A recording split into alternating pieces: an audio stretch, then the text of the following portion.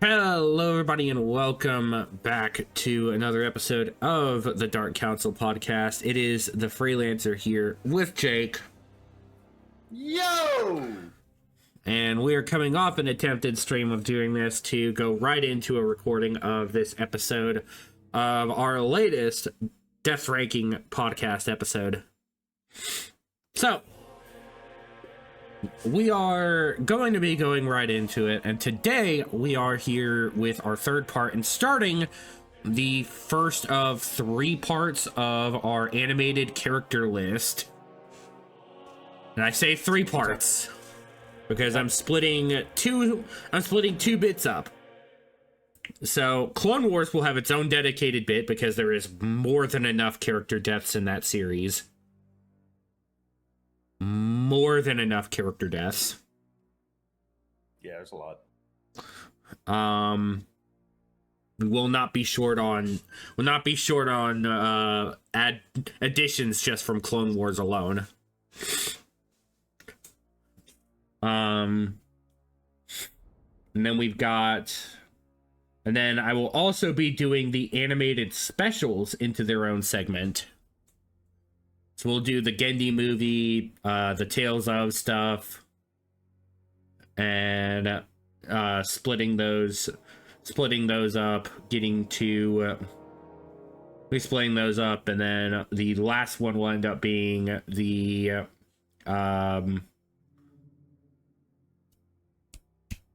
there's a third one that I just had off the tip of my tongue.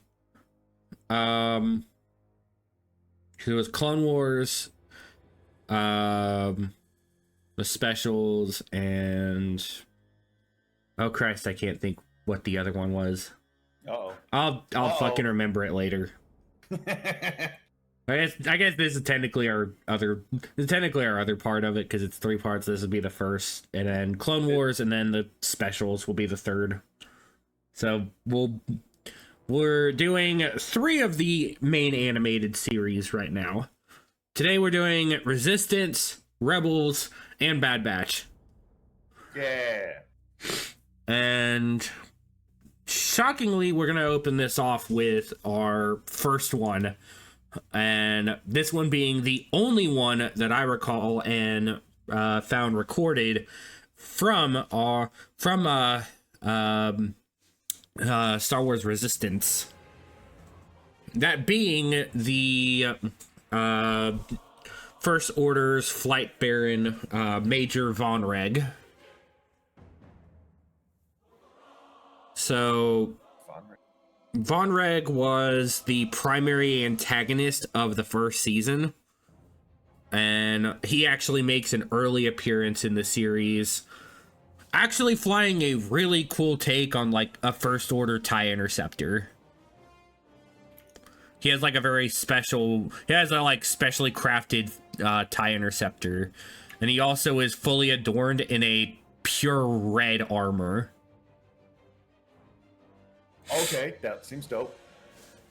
It would probably help some bit if I actually pulled up the stream so you can actually see this. Would be. It would definitely help. It'd be so chill if you could do that. Be so chill. It would be, does the surfer sign so chill of you? I know you're not going to really get to see much of it because of how the scaling is. Fine. But yeah, we've got, just zoom in with my eye. Zoom in with your special eyes. With my special eyes. My brand. My brand. But yeah, no, Major Vonreg had, for first impression villain, he was actually pretty interesting. Like he sets kind of a note that he was actually an intimidating presence for when he was on screen. Much like how Phasma wasn't. Yeah. And I actually also find it kind of funny because he does end up getting his role as villain is cut out at the end of that series when they have a big dogfight over the Colossus station, where the big racetrack was held that was also a former Imperial fueling station.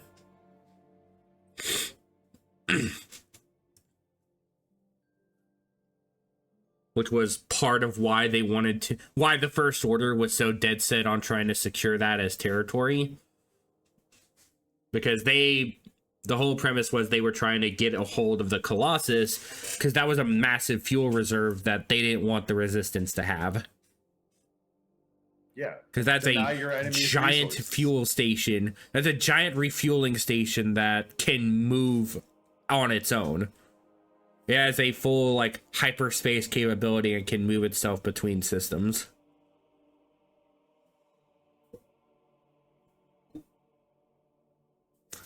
And they had been using it as some RimWorld racetrack for starfighters. Sounds dope. And his final fight was admittedly kind of cool. Do I think it was like an epic send-off? Not necessarily. Like, he definitely was an interesting presence for when he was on screen, because he wasn't your typical, like, whiny glory hound Imperial. Like, he definitely was, like, cutthroat to the point. I'm here to do my job, and I'm going to make sure if a body needs to drop, I'm going to drop some bodies. Okay. He was Renegade Shepherd. More or less, yeah. Okay. I'm down with that. And again, dude had a very cool set of red armor. Like, his design was really dope. So, from what I can see, he looks really fucking cool. I would kind of like to put him at least in heroic, at most in heroic, if not just necessary sacrifice, because he was supposed to be like the pivot point for the main character guy to prove that he can serve as a resistance agent and actually take on the First Order and properly kill somebody. I would say necessary sacrifice. Yeah, I'm willing to throw him in a necessary sacrifice. He wasn't like the end villain. He was a growth moment. Yeah. And that's pretty much all we've got from Resistance. Yep. Yeah. So, we're going right into Rebels next. Do you notice, by the way, that these are all Filoni shows? Yeah, because it's what Filoni do. Just what he do. I'm gonna actually batch these together. So, first one up is the Fifth Brother. So, this was one of the Inquisitors that shows up after Vader appears and faces off against Ezra and Kanan in the start of season 2. The Grand Inquisitor at this point is already killed, and he is our next. He and pretty much the next couple on this list are the group that come up to fight, to face our heroes as the primary antagonist set. Okay. He sounds familiar. So, the Fifth Brother had a lot of different appearances in a lot of other media. He makes an appearance in a lot of the Vader comics. He's in a lot of those.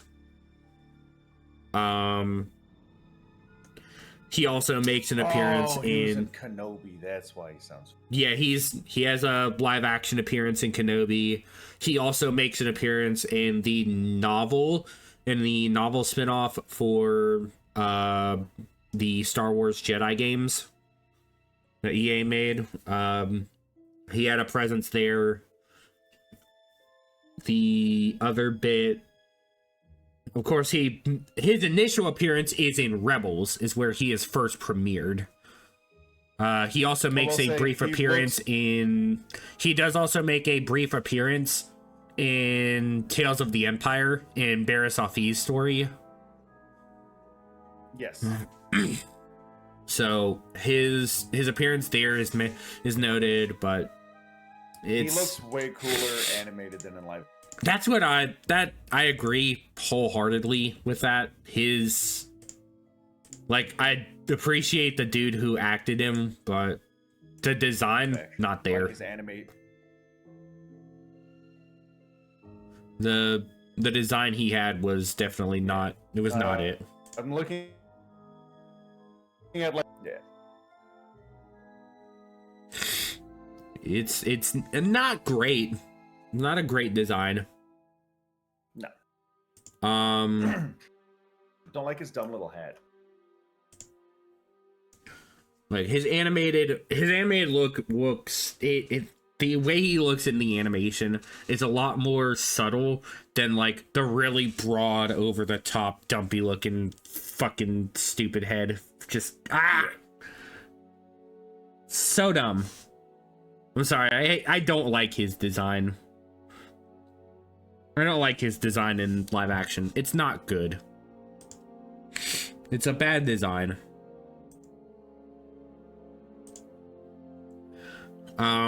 But regardless of his designer's aesthetic, how he dies, well, he's one of the 3 fatalities earned under our glorious spiky-headed, red-faced, tattooed man. Oh. Because he like our next 3 all pretty much meet their fate at the hands of our glorious well, they all wield a red double blade that spins. Maul didn't need anything fancy like that to whoop all 3 of their asses. No. Because I think he's the only one that actually doesn't meet his end by Maul. I think Ahsoka is actually the one who kills him. Because Maul shows up and kills the 8th brother before he flees. Because he throws his lightsaber at the copter saber that he tries to fucking fly away on, fleeing.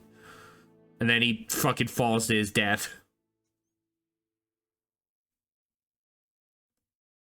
Because dumbass can't freaking recover. Bro got 0 hops. So he couldn't jump up a pit. He couldn't take the high ground if he wanted to. Because, yeah, no, I think the 5th brother is the one who actually is the only one not killed by Maul. I think Ahsoka is actually the one who puts him down. So I'm gonna say Jobber. It's like, you know what? That's fair. He kind of a bitch.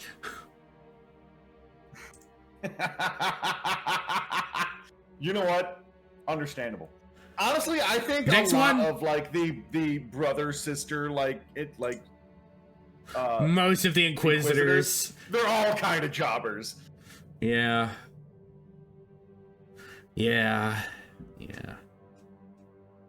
None of them ever go out in a cool way. It's mostly like, I was defeated by a child.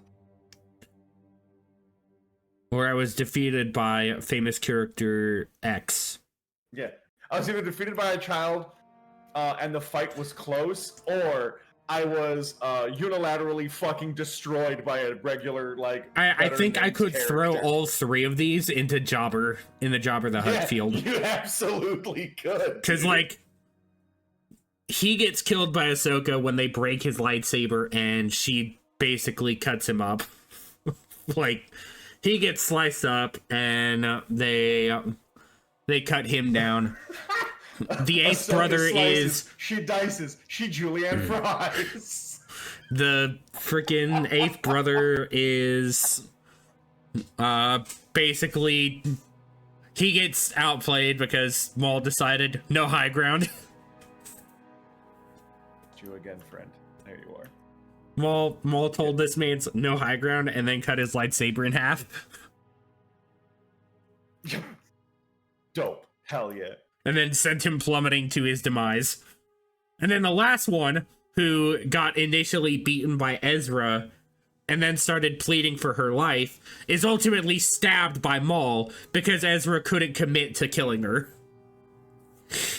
Oh my god, I couldn't imagine being like, yes, I was picked by Vader to be an Inquisitor because I am strong in the Force, and then I was absolutely fucking bodied by a child. I was bodied by a 15-year-old. I was bodied by a fucking tween, dude.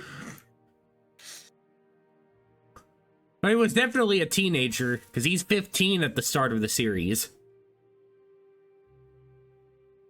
Because his birthday is when the Empire officially formed.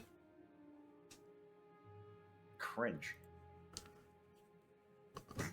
Yeah, no, that's... They did that shit on purpose. Cringe. Cringe. Cringe. But yeah, Happy no, birthday, all it's of these Empire motherfuckers... Day. Cringe. Cringe. All three of them right up alongside each other. Because All they lined died... up in a row. Look all out. died like bitches. Then we get to the Grand Inquisitor, who personally I think actually deserves to be higher, because he did like this. So the Grand Inquisitor was originally a temple guard. Like, he was one of the main temple guards of the Order before he became an Inquisitor. Oh, okay. And he was actually informed of Order 66 prior, which is how they were able to so easily overwhelm them, is because he was an inside agent. So when the Jedi Order fell, he was one of the agents helping make sure that all of the security was cleared. Oh, okay. And he had become the Grand Inquisitor. Now, for the longest time, we had been led to believe that Grand Inquisitor meant you were the first brother. No, First Brother is an entirely different character now. The Grand Inquisitor is now its own separate status. I'm the Grand Inquisitor. Well, I'm first. Who cares? You're a loser. You're a loser. No, Because for the longest time, they had him established as the, like, Grand Inquisitor and First Brother. But then when the Tales of the Jedi came out and we got the whole bit with the Inquisitor from Ahsoka's bit at the end, they renamed that one the First Brother, which means the Grand Inquisitor is just the Grand Inquisitor. He does not fall under the ranking scheme of the various other Inquisitors. I grant you the rank of First Brother, but you are not allowed on the Council of Grand Inquisitors. Awful. Now, his initial appearance is at the end of the premiere of Rebels, when he talks to Agent Kallus about the Jedi having returned. How there is a group of Jedi on Lothal. Like, that's his first appearance. Okay. But technically he appears earlier if you actually see the uncut version of the premiere. Because in the uncut version, there is a dialogue with him and Vader at the start. At the start of the series, him and Vader talk about how the Jedi Order is the remnants of the Jedi Order are still out there, and he is one of many tasked with hunting them.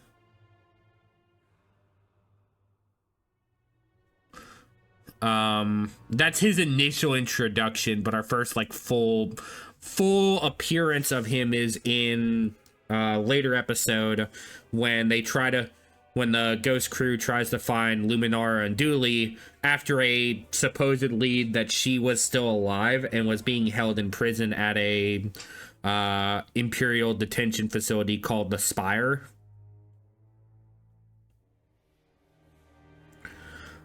And during that raid, they find out that this was all a ploy to lure Kanan and Ezra in. And the Grand Inquisitor appears, and honestly, he makes a pretty damn good appearance. Like, bro sets like a chilling tone that turns what was originally going to be this lighthearted series so quickly into, oh wow, shit got real fast. Hell yeah. Plus, seeing him fight with a fencing style of combat was really cool, because he actually fights with the single blade in Form 2. Like, he fights like Dooku in normal, like, single blade combat. Okay, that's kind of dope. And double bladed, he fights, honestly, I'd say his style actually falls more in line with the, like, very acrobatic style, like Ahsoka almost. Okay. So him fighting with the double blades him fighting double bladed form was really dope to see. Plus, while the fucking Inquisitor sabers, having them spin with the intent being purely intimidation factor is, like, logically dumb as shit. I mean, spinning is a cool move. Spinning is a neat trick. It is not a flying maneuver.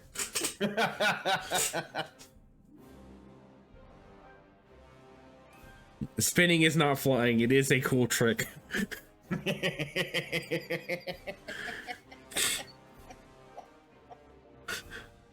Oh, I'll try spinning. That's a cool trick.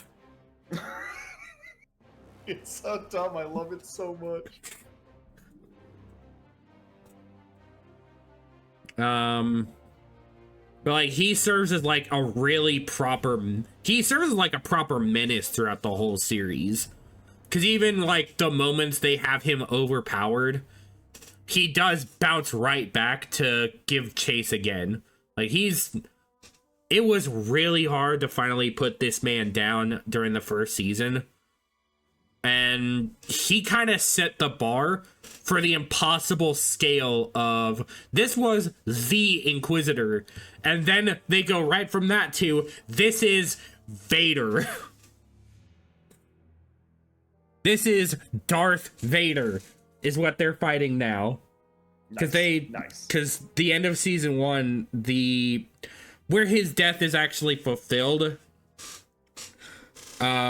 he fights Kanan and Ezra aboard Tarkin's Star Destroyer, where Tarkin has him incarcerated, has Kanan held as a prisoner, torturing him and trying to get him to break, telling him where all the other rebels are.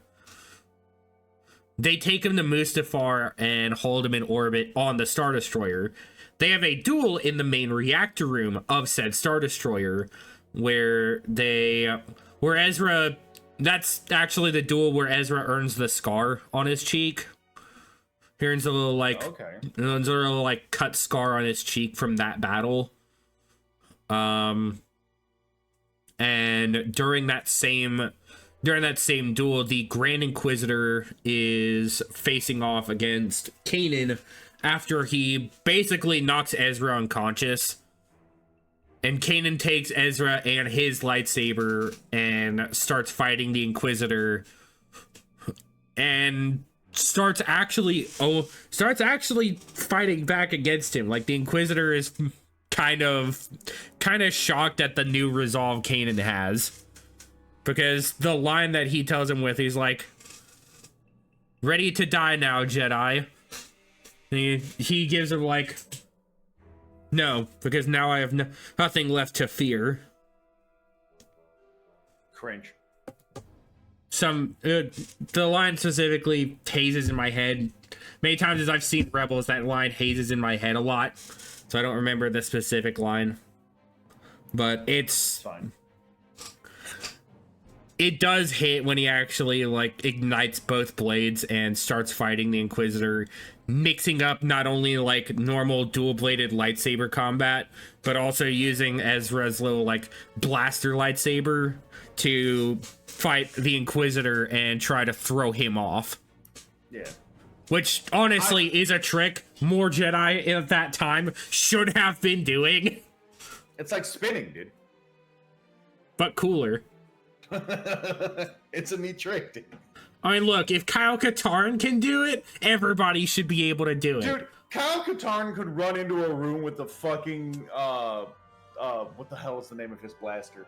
The Briar Pistol. The Briar Pistol, and just absolutely annihilate everyone in the room. That's also fair. But the Briar Pistol is cracked like that, so. Yeah.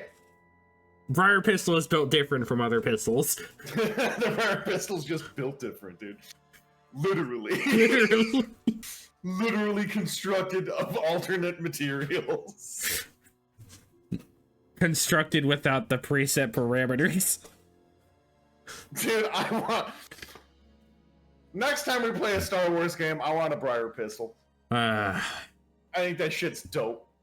I like the idea that you can Briar just charge Pistol it is up. really... I think you can actually use the... I think the Briar Pistol is actually a pistol you can get in the FFG set. Oh, dude, that gun is so fucking cool. It's a solid pistol. But the actual kind of wrap in and give the Grand Inquisitor the actual record of his fate. He ultimately... Kanan ultimately faces him and, like, he's backed into a corner, essentially. He's got the lightsaber spinning and he's just like, nah, no, you aren't gonna... You afraid of this spinny blade, remember? You're afraid of it. And Kanan just sticks both blades through the gap where the handle is, cuts up and severs the blade in two. And then... Hey, look, dangling keys. Isn't it scary? It's very scary. I'm dangling the keys, look. I mean, like, I get the idea of the spinning blade as an intimidation factor because fucking Grievous. Yeah. I'm like 60% certain that that's where they got the idea of the spinning blade idea for the Inquisitors, to make it an intimidating factor. Because that's the whole reason Grievous did it. It's intimidation. True. But Grievous also had 4 separate blades. And he spun all of them. And he spun all of them, as opposed to, like, a propeller. Look, Grievous was a living buzzsaw. They were just a spinny fan. Yeah. Because I look at They that, were just like, fancy okay, lightsaber fans. As you spin the blade, it's double bladed. Only one Jesus Christ. dangerous end is going to face you at a time. I just thought about a terrifying design of a lightsaber style that I fear Star Wars Visions would try to make a thing. Oh. So, you know, like in like anime, like martial arts movies, you have the fucking deadly fan blades. Yeah. Something like that, but a lightsaber. Don't they already have that? No. Are you sure? Yes. I could have sworn I've seen. No, there is no fan Hold on, blade yet. hold on. Wait. When you say fan blade, you mean like Like the handheld like fan, a little, like the little like the folding fan? Folding fan. I could have. No, there is not one yet. You're not gonna gaslight me like this. There is not one yet. No. Holding fan lightsaber. You're not gonna gaslight me like this. There's definitely a folding fan lightsaber. Absolutely, there's one. There's fan designs. Fuck! like fan-made designs, not like designs of fans. I know. I know. Fuck! Haha! That would have been so cool! See, we got the fucking silly parasol saber attachment from the freaking Ronin bit. Oh. Like, we got that shit, and then we've got... We didn't ever get... I'm hoping that the next bit of Visions material actually gives us that, but god damn it, dude. I can't believe we don't have one. It's crazy. I mean, I can understand why, because the actual range on that would be dog shit. I mean, it'd be a cool, like, floating saber ability. Fucking throw that shit around floating saber style. What I'm hearing is you want Krea's ability to just move multiple lightsabers around and have them all be fans. Yes. Literal buzzsaws. That would be cool. Literal That would be buzzsaw actual fans. cool. That would be dope. If you're just like, I have 6 of these and they just float around me and turn into like little flying buzzsaws. That's dope as shit. I'd be completely okay with that. That'd be a fucking dope as shit thing. Holy shit. Have to be a villain. You'd have to be a villain with this. Specifically female character villain. And she gotta be looking hard like a baddie. Like, there's you can't. No way. Oh, I want it so bad now. Yeah. No Algos here, please. Has to be a Twilight. Darth Talon-esque.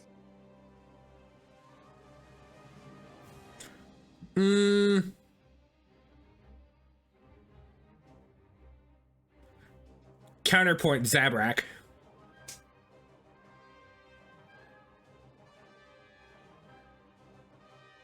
Counterpoint Cathar. Because I think that would be funny. It's just an excuse for them to make cat girls in Star Wars, you bastard. That's right. That's right. Well, who better to have a fan that is from like martial arts / like Chinese, Japanese, like style fighting skills than a cat girl?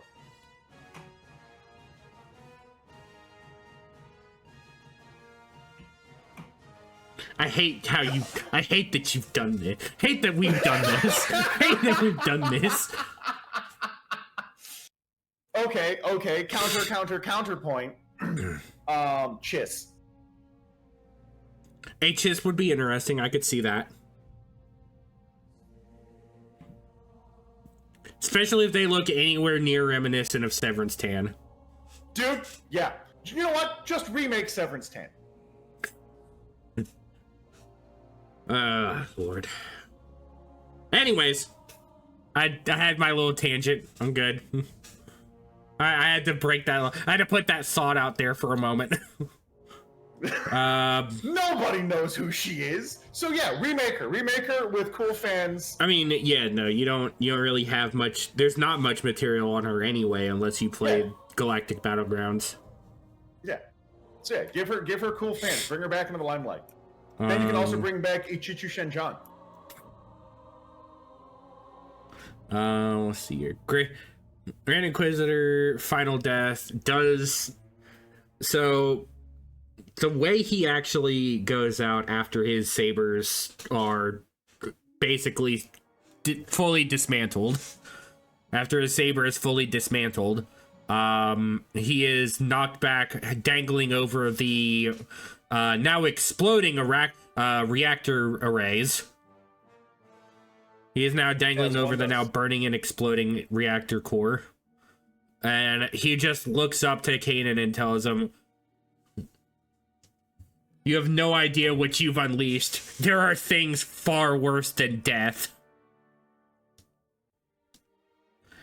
As like his final warning before he lets himself plummet into the fire.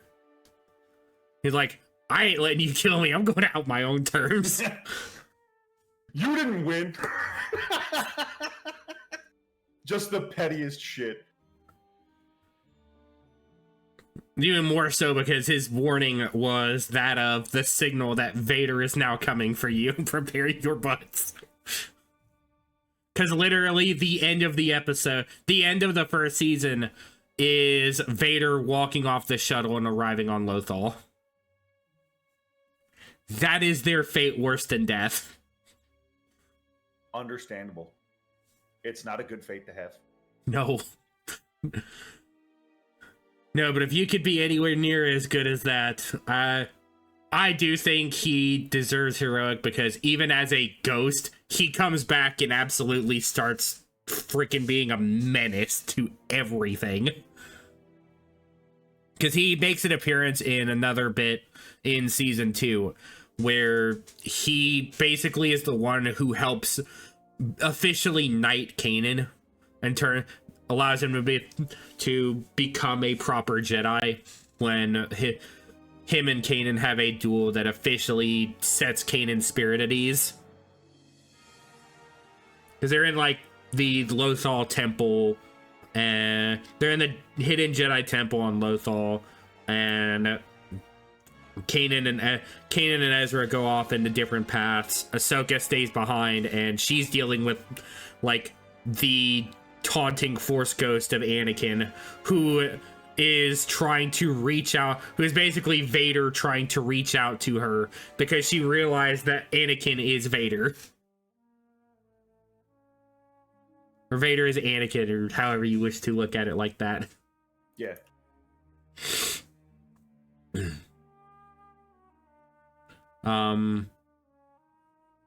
Because that's the battle of inner demons she's got, and that's a trend she battles with up until the Ahsoka series. So,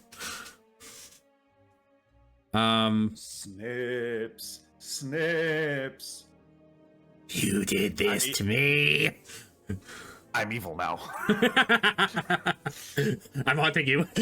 I'm haunting you.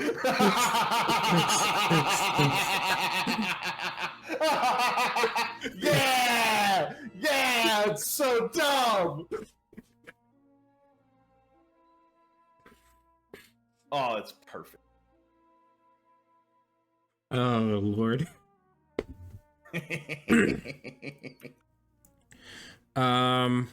But yeah, no. That's the Grand Inquisitor's fate. I think heroic or necessary sacrifice is where I throw him. I would say heroic. And to heroic he shall go. So now we get to another. I think this one may also end up on the heroic. So our next one is Commander Jun Sato. So he is the leader of the Phoenix Rebel Cell. Now, he is introduced in season 2 proper as the leader of... He's introduced proper as the leader of this Rebel Cell. And he is... his original command ship was actually a modified Pelta-class frigate, like the old medical frigates from the Clone Wars series. They had modified one of those into a, like, bulky looking command ship, and it actually looked really cool. Nice. Ultimately, that ship was lost in the start of it, in the start of the series, in this, or the season, when Vader finds them and absolutely decimates them before even the Star Destroyers show up. Because Vader gets there ahead of the Star Destroyers that he was leading, and solos pretty much the entire Phoenix Cell. He takes out their command ship and 2 cruisers, as well as half a flight of A-Wings. Okay. Because at that point in time, the only fighter craft they had was A-Wings, so... Yeah, it's kind of dope. Yeah, no, And Sato survives that first encounter and goes on through many more missions till the end of the 3rd season. By this point, he has actually acquired they've acquired a new command ship for him. That actually being a Quasar carrier, which was our first reintroduction of that ship to canon. Probably one of my favorite ships of, probably one of my favorite carriers of all of Star Wars, personally speaking. Star Wars does have a lot of, like, really cool carriers, though.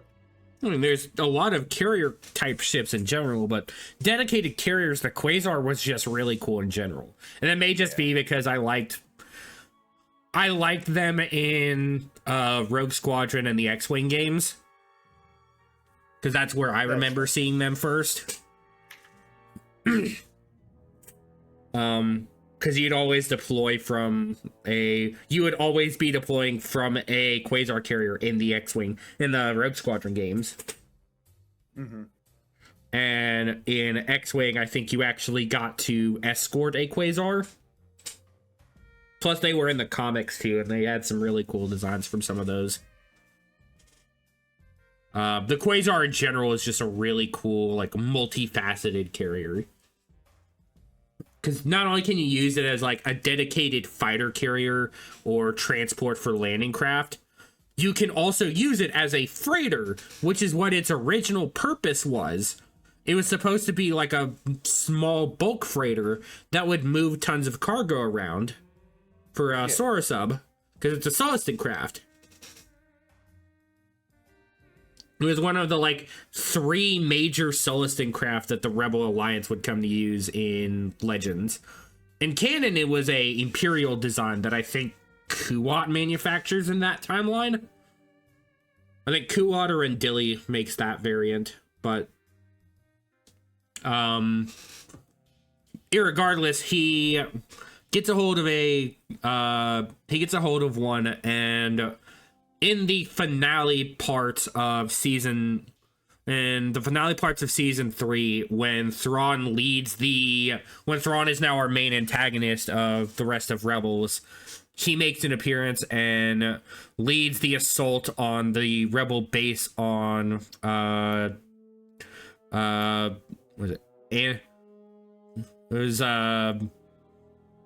what they called it, Chopper Base was the name of the base they had it at. It was the home base for the Phoenix Rebel Cell. I don't remember the planet itself. But during the attack, they were being overwhelmed because Thrawn had brought a set of Imperial Interdictors. He had brought a trio of Imperial Interdictors to cut off the Rebel escape. Because due to the vector they were coming in at and the position of the planet where the base was, they had them basically surrounded. So they dropped in a trio of interdictors. And during the assault, when they were trying to escort Ezra to go get help from the Mandalorians, because they were basically getting their ass tore up by this point. Like, Thrawn had wiped out most of their fighter brigade, and they were on the back foot by this point. The interdictors had them completely cut off, and so they were unable to escape. However, due to an individual who will appear later, who will, I guess I can actually list him next. So we'll kind of add him in because they kind of die together. So, the other one is Admiral Constantine. Yeah, a secret Mousecatini later. More like an Imperial shitheel who doesn't know when to just stop. Ah, like most Imperial shitheels. He's basically the early Ozzel. Yeah. Like, that's measure of incompetence here. If it shows anything, one of his biggest blunders comes in season 2 when they try to, like, trap the Ghost in a tractor lock between both Star Destroyers. And just as the Ghost jumps to hyperspace, and Vader's chasing them in his fighter, they catch Vader in the tractor lock. Oh no! That guy's dead. Well, the tractor officer was, because he's the one who took the blame. Yup. Someone died for sure. Fucking 100% sure. Oh my god. Another blunder of his was when the Rebels escaped their next base on Gorel. Because they were able to destroy the tractor beam this time and actually escape that way. And his blunders pretty much keep stacking by this point. Like, yeah. He doesn't stop being an absolute fucking failure. You can only hide your incompetence for so long. Well, it seems his incompetence got the better of him at the end, because in this big pivotal battle, where Thrawn 100% could have ended the Phoenix Cell and the Massassi Cell, because Yondu Dana had appeared alongside members of his rebel cell. They had appeared on the planet to aid the Phoenix Cell in moving to Yavin, because that was what they were in the middle of doing. They were getting ready to move Chopper Base to Yavin and plan for the attack on Lothal. All of a sudden, Thrawn appears out of nowhere and starts attacking the base, And that's the big problem of the finale for season 3 is they have to get off planet now. And it's kind of hard when 3 Imperial interdictors are blocking 3 main vectors of escape. True. But it sure does help when you go and ram your Quasar cruiser right into the one that's diving too far ahead. Which is exactly what Sato does. Sato makes the escape vector for Ezra to reach the Mandalorians to get reinforcements by ramming his ship into the interdictor, killing him and Constantine. Just to allow themselves the chance to escape. He gave up his life so that the others could all get away, blowing up an Imperial interdictor and opening up a path of escape.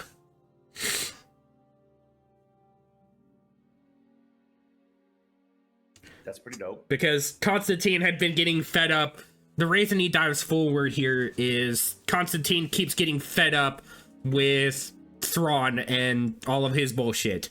And much like Captain Brandi in the 3rd book, when Brandi dives too far ahead during one of the big battles, he ends up losing his ship. The Judicator is blown up. Shame. And in this case, Constantine meets a similar fate. The difference is they don't take an entire ship with them.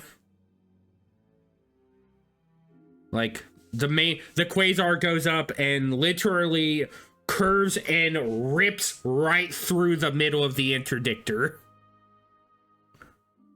Like, blade turn rending through the center of the interdictor, causing it to explode.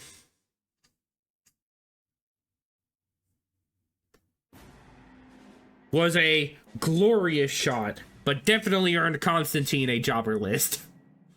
Yeah. Because dumbass made himself die.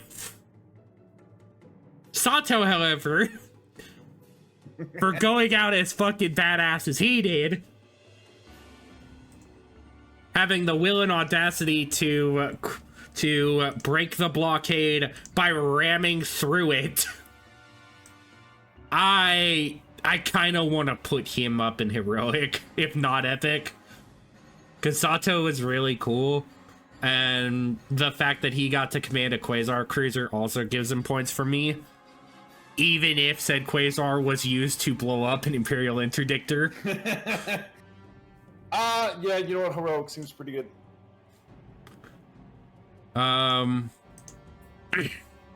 Well, speaking of Mandalorians, at least, next one up is the Imperial Mandalorian supporter, Gar Saxon. So, Gar Saxon actually has a bit of a double allegiance in this. So, initially, he actually was one of the main commanders of Maul's Death Watch. Okay, that's pretty dope. And after the Battle of Mandalore, after the Siege of Mandalore, when the Republic and the Mandalorian forces under Bo-Katan came basically crashing in to break Mandalore and free the people, and basically usurp Maul as the ruler, Gar Saxon later took over when the Empire established a foothold on Mandalore. When the Empire took over and they got free reign, Gar Saxon became one of the prime supporters, and as the head of Clan Saxon, he took over and basically ruled the Imperial side of Mandalore. And he actually developed a special unit of Mandalorians known as the Imperial Super Commandos, which were all insane. I like that. Which were all Mandalorians equipped in.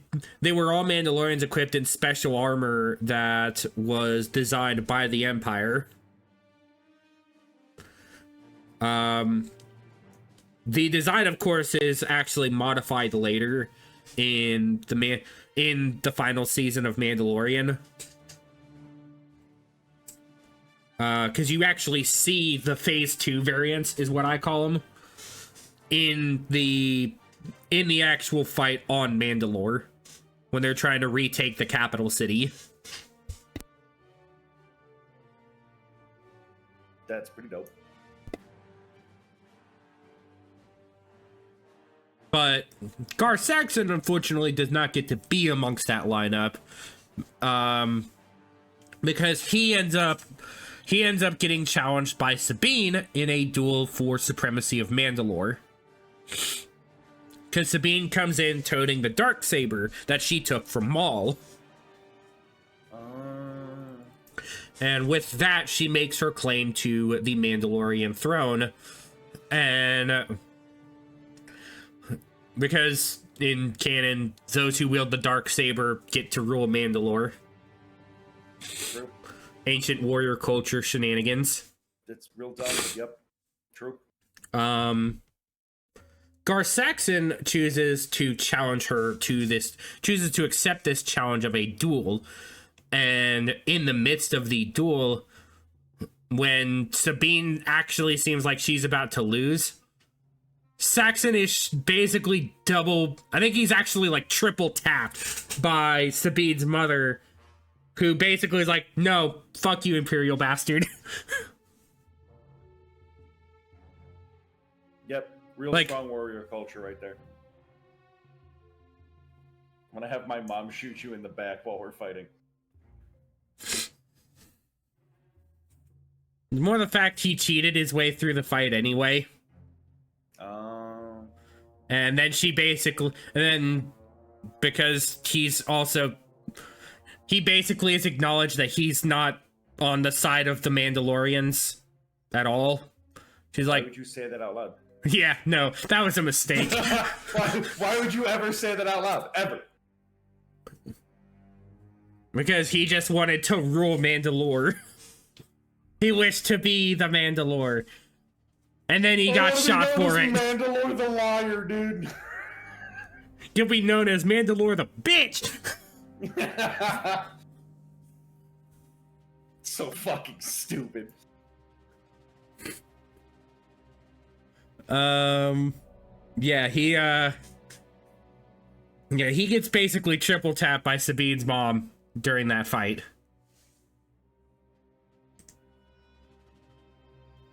Because they've basically acknowledged that this man he's not in favor of the Mandalorians at all. This man would absolutely ruin Mandalore if he ruled.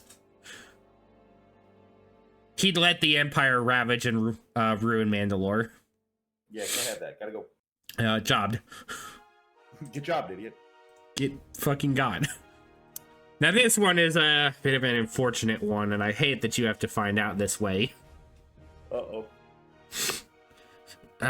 So next up on our list is our special Nogarai boy. What do you mean?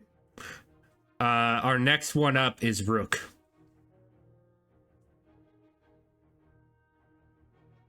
Hold on. Mm-hmm. Take your time to process this revelation. I thought he was already dead.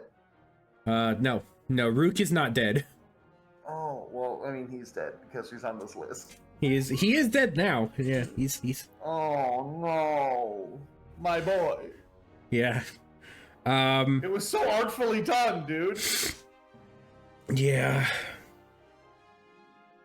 Yeah, Rook kind of bites it here, which is kind of how Thrawn gets to live, I guess, in this timeline. But he's also our only real revelation of the Nogarai in general, so. And yeah, I didn't even think about that because in this timeline he lives. Yeah. Oh no. Yeah, he's still out doing stuff at least as of what we know right now. He is still out doing stuff. So, oh no! I hate it here.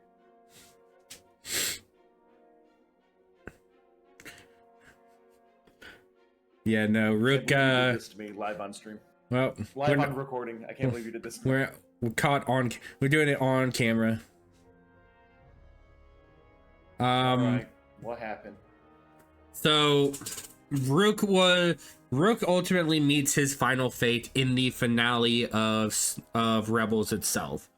During the big final battle, when they are officially taking the Imperial complex, a bunch of the group goes into the reactor room of the Imperial complex building, trying to get it to take off from the ground.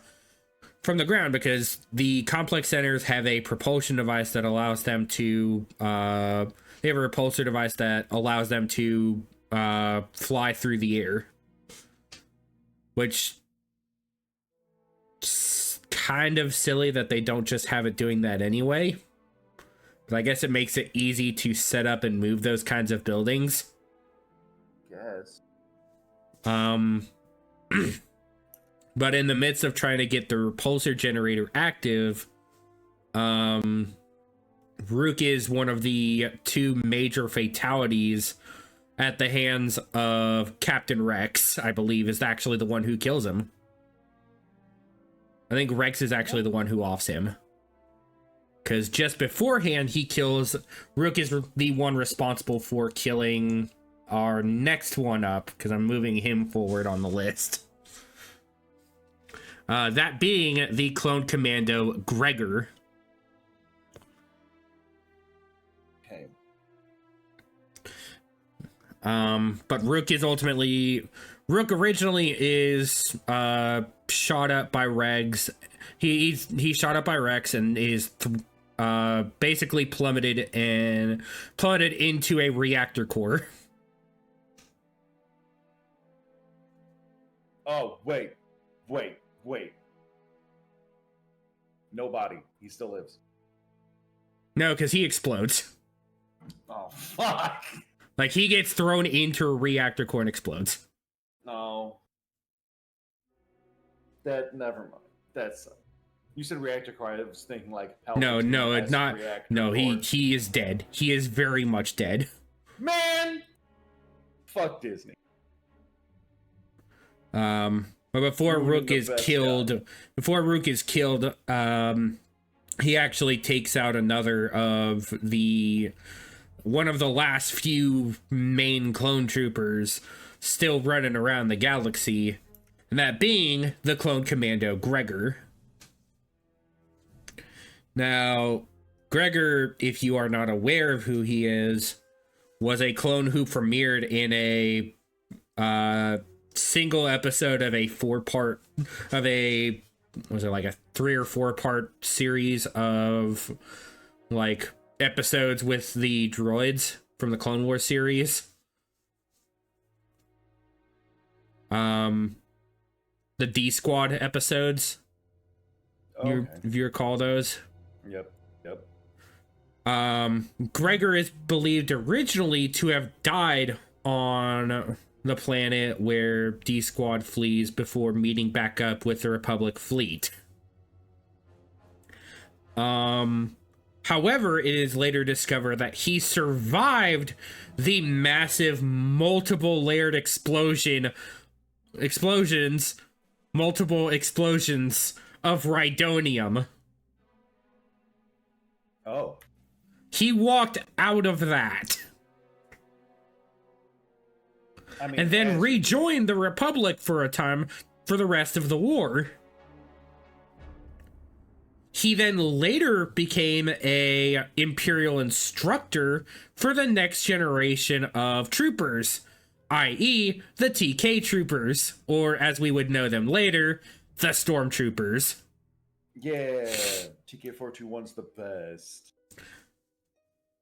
Gregor ultimately escapes the facility with the help of the Bad Batch, and would later go on to help Rex in trying to basically stir up a rebellion with the clones, which that too is ultimately stomped out. And then later he ends up on a distant planet, like some outer rim dust ball, where they're running around on a basically modified and basically altered ATTE. Okay. Where they have basically turned it into a massive rig where they live, always moving around on that walker. Rex, Gregor, and Wolf all end up living on this walker, and eventually, after meeting with the members of the Phoenix Cell, Gregor joins up with them. His fate is ultimately met in the same reactor room when Rook kills him with a blaster shot through the chest. Because before they can actually turn on the generator, Rook stops Gregor from activating one of the generators.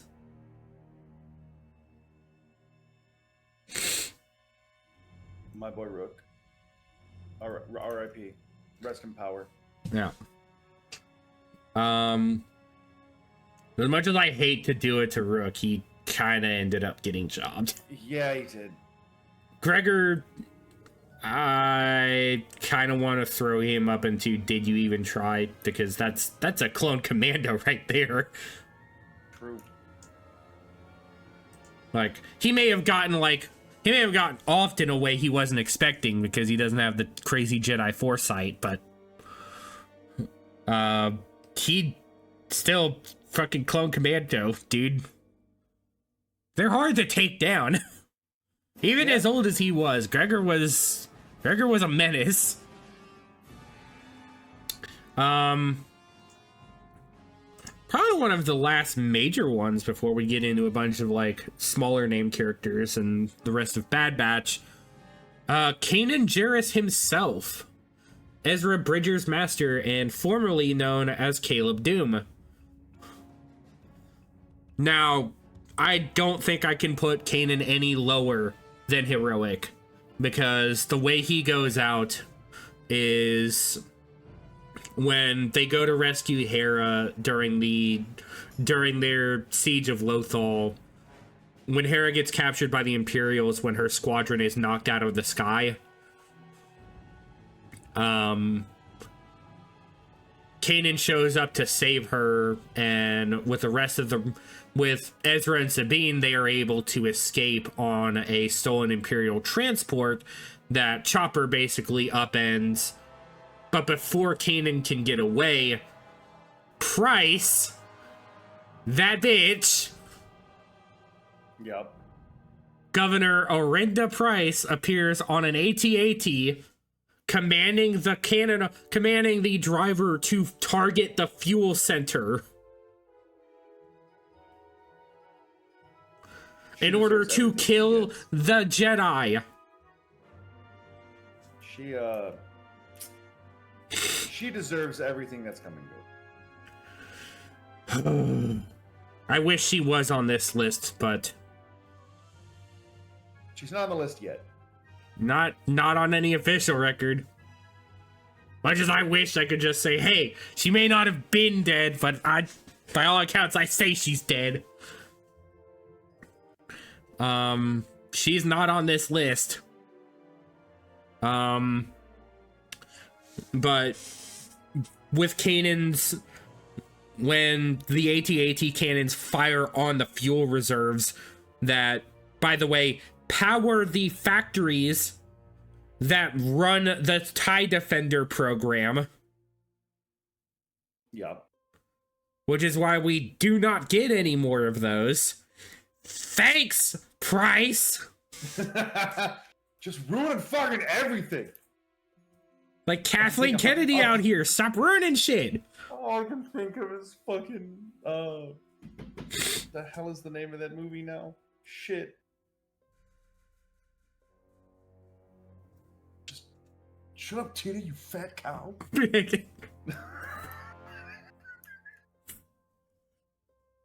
Why can't I remember the name of that fucking movie? Oh no.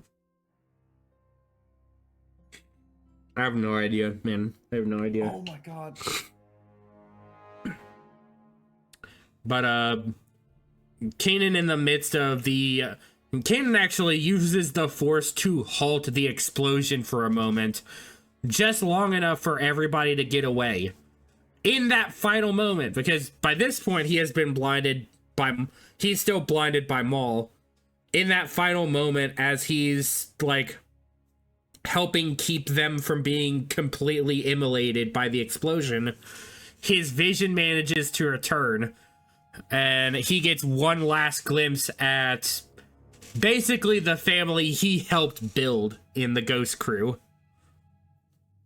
sending them off with a Force push, only so that not only is he the only one that gets immolated by the blast, but also his sacrifice stops the Imperial, basically is the reason the Imperial regime is halted on Lothal. The Imperial war engine is halted on Lothal because of his sacrifice and Price's incompetence in blowing up the fuel reserves. Yep. So, I genuinely can't put this man any lower than heroic. That's fine. Like, if heroic's the only place he goes, fine, but I'd love to throw Kanan into epic. Because... You know what? Fuck it. Toss him in epic. Yeah, there he goes. He went out great. He went out pretty fucking badass. He... Honestly, by the way... That scene is still one of the hardest of all the scenes in Star Wars, it is one of the 3 hardest scenes for me to still watch. If that shows how freaking powerful his sacrifice actually was. Because, like, the music that plays for it, and then the just audible cutout as the end title screen pops. Like, everything whites out when the explosion hits, and then the end title pop appears. Like, there's no grand fanfare to it. It's just the white screen title pop end. Oof. It's rough. It's a rough scene to watch. Oof. Like, it's such a powerful fucking scene, but it's a rough one. You got hard handles on feels. It's a rough one. But his death is one of the ones that I'd say definitely, of any Rebels character, deserves to be this high. So now we're kind of breezing through the next couple. We've got Minister Marketh Tua. This is the Prime Minister of Lothal who served under Arinda Price. Later on in the start of Season 2, she does end up kind of changing her tune when she starts seeing a lot of the massive atrocities that the Empire is committing. I mean, she helped commit some of them. She did help commit some of them, but... Oh no, the atrocities are too much. I only did atrocities a little bit. I mean, she was never directly responsible for any of them. She's just the one who... honestly, I don't even actually think she ordered any of them. Like, by all accounts, she was just a public face for Lothal. Like, she was just the public face for Lothal. She didn't really have much of a say on the matter. Especially when Tarkin comes in and basically has Vader take over after him. Because when Vader shows up is when she really understands, like, oh, this is fucked. Oh, this is so bad.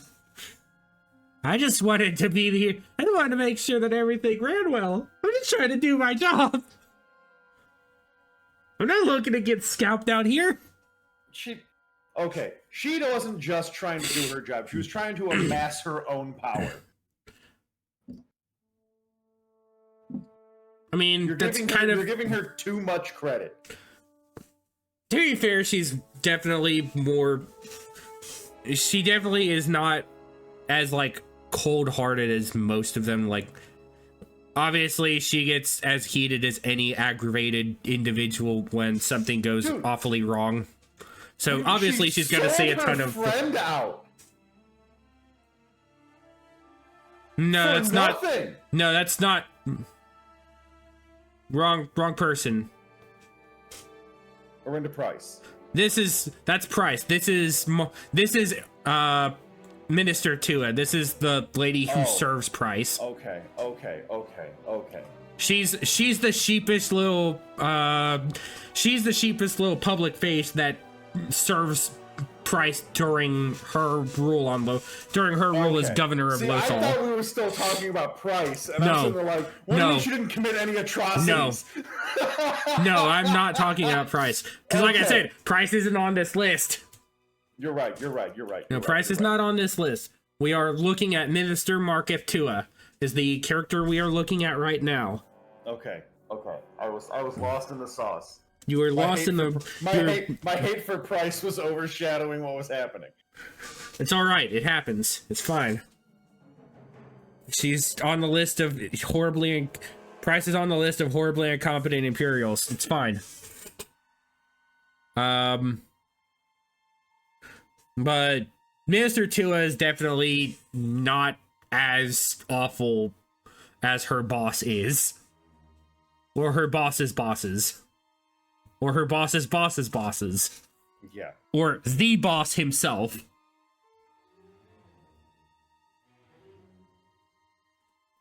Because she definitely is trying to, like, ensure the public stability and everything, and, like, trying to do her job to make things as smooth and efficient as possible. Mm-hmm. But she gets kind of... She's unfortunately a very strong victim of being caught up in everybody else's battles. And when push came to shove and Vader starts putting the hammer down on Lothal, she's like, no, I don't think I could handle this. So she goes off and tries to run off with the rebels of the Phoenix Cell. But her escape is cut off when Vader and Agent Kallus rig her shuttle to explode. Oh. And she is killed in the blast. The Padme treatment. The difference is Padme was able to escape that. Minister Tua was not. Like, she gets on the shuttle as the Ghost crew are running in after her. And the shuttle explodes as soon as she's on board. As soon as she's, like, fully on board, the shuttle explodes and she is killed in the blast. And the entire thing is then blamed on the rebels for her death.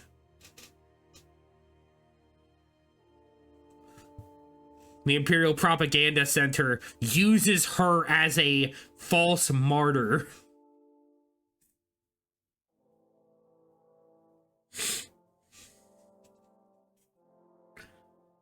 And she was just trying to do her damn job.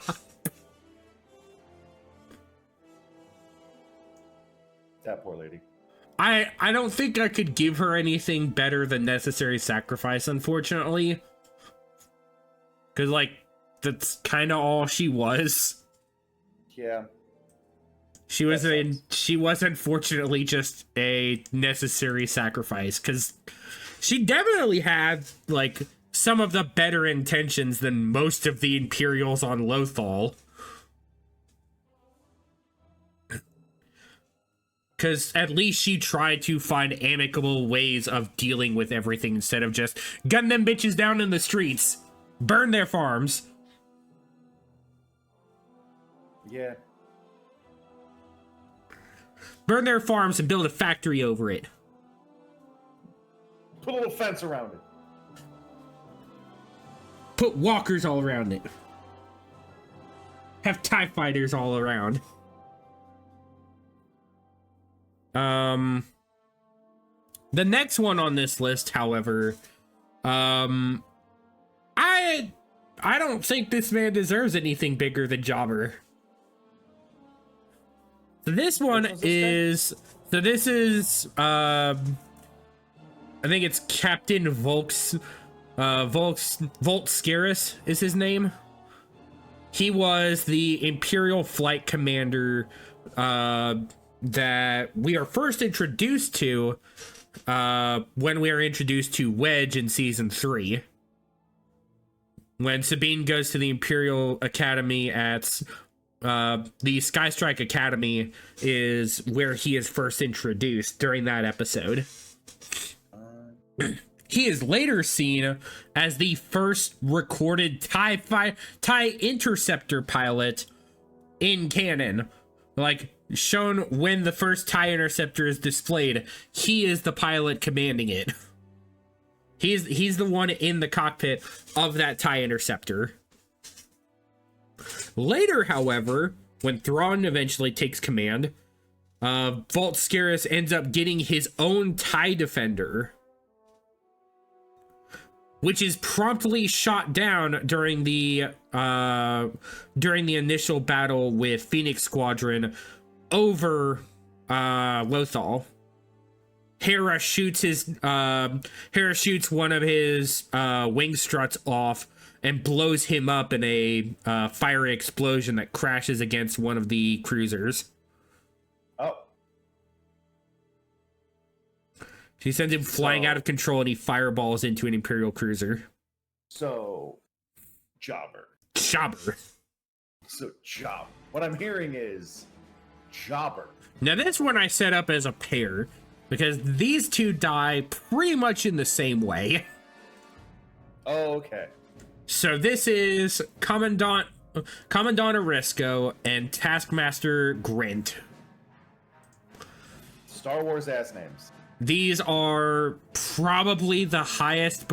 These are probably the two most incompetent Imperial officers on Lothal.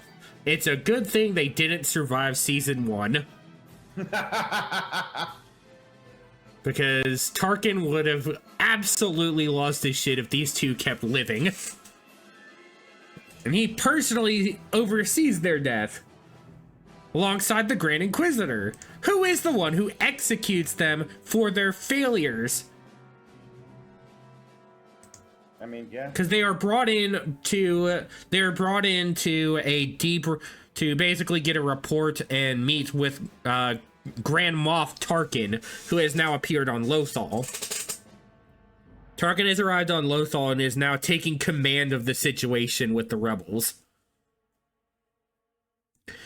Oresco and Grint are, prior to his arrival, were dealing with some of the Phoenix Cell members, some of the Ghost Crew members, not yet the Phoenix Cell, but were working with members of the Phoenix Cell in secret.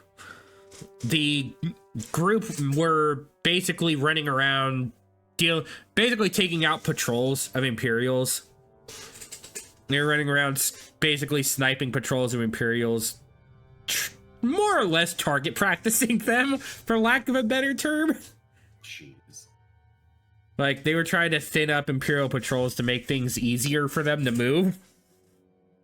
And so they'd lure them off into, like, farther villages and towns and basically jump them while they were on their speeders. Oresco and Grint were overseeing these failed chases, and when they were brought in to account for their failures, Tarkin just decides, no, we don't need this level of incompetency here. I can only handle so much incompetence in my presence, and these two, definitely more than enough.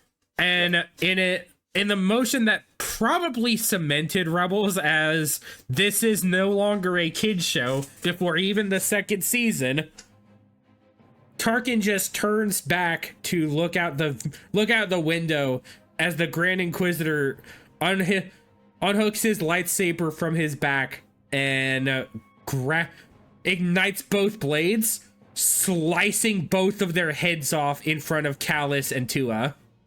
Ooh. Ooh, yeah, not a kid show anymore. He decapitates the both of them in one single motion because double blades and the fact they were sitting right next to each other.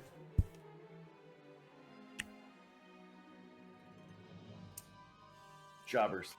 Jobbers. Jobbers. Now this is the last of our Rebels list. This is the last character in Rebels before we start going entirely into Bad Batch. Okay. So this is Captain Brom Titus. Now, this was an Imperial experimental weapons officer who is first introduced in the episode of season 2 of Rebels, where the Imperial Interdictor is officially brought back to canon.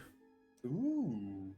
The Imperial Interdictor is officially shown off for the first time when Ezra and Commander Sato's ship are on patrol trying to find a group of trying to find a lost patrol out there, when suddenly they are pulled out of hyperspace and are forcefully made to board onto the Imperial Interdictor, where they are all pretty much taken prisoner until Kanan and Rex set off to go and save them. The Imperial Interdictor is of course destroyed in the same episode, but it does not stop them from manufacturing more of these glorious machines. True. Them and their silly bulbous swells. All those gravity well bulbs. I so don't many. Like you called it a bulbous swell. No, not a fan of that.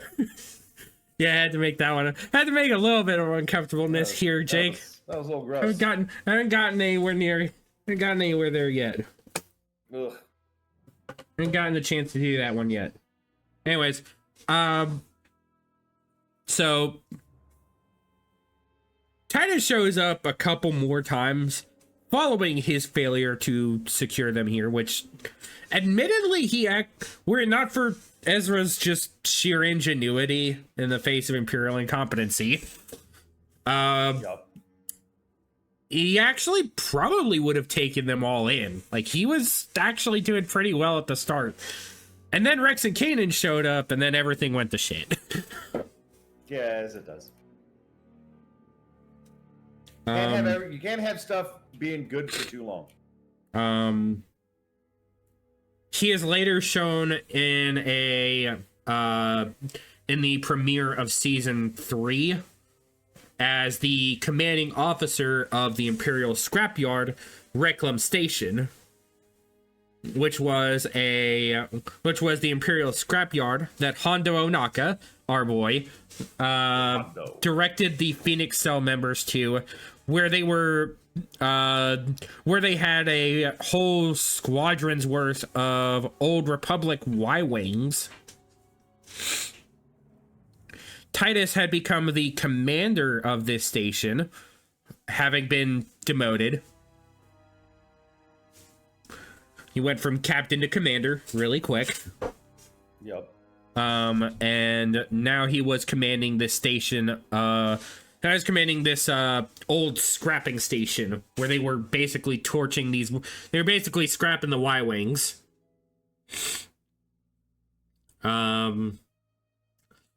He escapes that one, but I believe his final death is officially met in one of the earlier episodes of the final season, where the Phoenix Cell members are trying to take out a Imperial relay post. And he commands a Imperial light cruiser that arrives to basically defend the relay station. Okay. And then is ultimately killed on board his light cruiser when Saul Guerrera shows up to help destroy the station. Oh, jeez, he's back again. He's back. He's back again.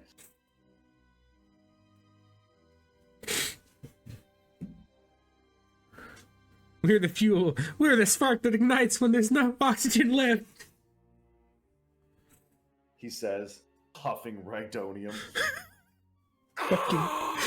Where's the spark?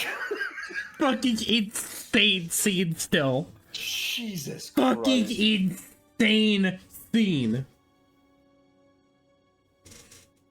The other guy's on the ground, like, convulsing and dying. Where's the spark? God damn it, dude. Oh, dude's insane. But yeah, that's where Rom Titus ends up. He is killed on board the light cruiser when Saw Gerrera shows up. Killed by Saw Gerrera. Cringe. Jobber. Now we go right in on Bad Batch, because that's the end of Rebels. That is all the characters from Rebels of actual note who had recorded deaths. So, kind of opening this one off, I'm actually going to make this one another back-to-back. Okay. So, first up, we have Admiral Rampart and Nala Se. So, please tell me Admiral Rampart is his nickname. Nope. His actual name is Rampart. Jesus Christ. Yep. I want to say Jobber just based off his name. Well, when I tell you how Nala Se kills him, you may agree. So, kind of rundown for Rampart. He was a Imperial officer, more or less freshly picked for the job. Was not only one of the main provocators for the new Imperial chain code system, but also the basically frontrunner and leader of the project that was dismantling the clone army, a project codenamed War Mantle, which was the slow, steady resignation of the clone army in favor of conscripted soldiers that they would later call TK troopers, and as we know them later, identified as the Stormtroopers. Yeah. But Rampart was the first individual given permission by Tarkin to begin phasing out the clone army. Now, of course, Nala Se was a Kaminoan scientist and actually the one in charge of the Bad Batch project. She had a special laboratory where all of the Bad Batch members were cloned from. All 5 members of the Bad Batch were cloned from her laboratory deep below the facility. And she later would go on to, early in her career was definitely not a good individual, but that's Kaminoans in general. Yeah. I guess something changed later on when she was having to handle Omega, because she starts to seem like she has a heart now. Like she has become a person. Gross. Oh, no. Kamino, gross. If only because she favors her special project, that being Omega. Because at multiple avenues, when Omega is being hunted by bounty hunters or targeted by Imperial forces, she is one of the main people stopping them. As a fact, without her, Omega wouldn't have escaped the Mount Tantus facility in the first place. Nor without her sacrifice would the Mount Tantus facility still be operational. Because she basically is... So she goes into the records room of the Mount Tantus facility. Okay.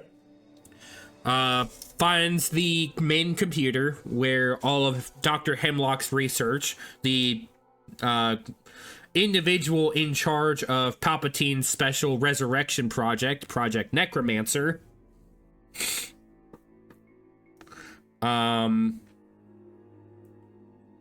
She goes into the records room and tries to start deleting all of the records so that nobody can ever perfectly recreate the research there. All in an effort to to undermine Palpatine and Spare Omega. I don't think she ever did it for the sake of the other clones, but she definitely did it for Omega in particular. Like, if she didn't have any favor to any of the other clones, she sure as shit had attachment to her favorite assistant.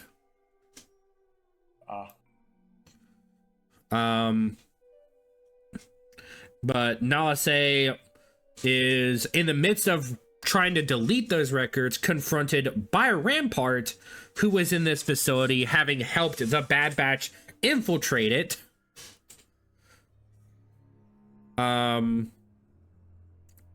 He confronts her and demands that she hand over the research so that he can get back in good with the Emperor.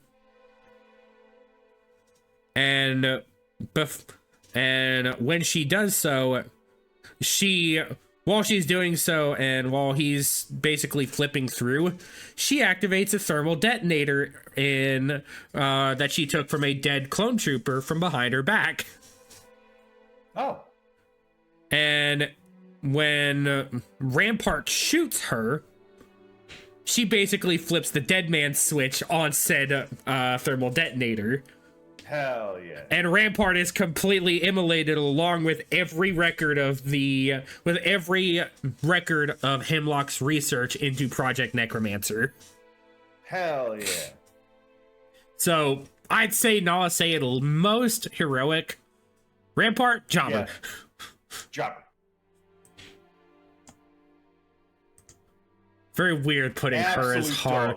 Very weird putting someone like Nala Se this high up for me. I don't know how I feel about that. I don't know how I feel about that. So this next one's a bit of a weird one. So I wanted to actually get a shot that was all of these together, but I couldn't get a good one that didn't have better lighting, because for some reason anytime these fuckers are shown in any scene, it's fucking dark as shit. Well, yeah.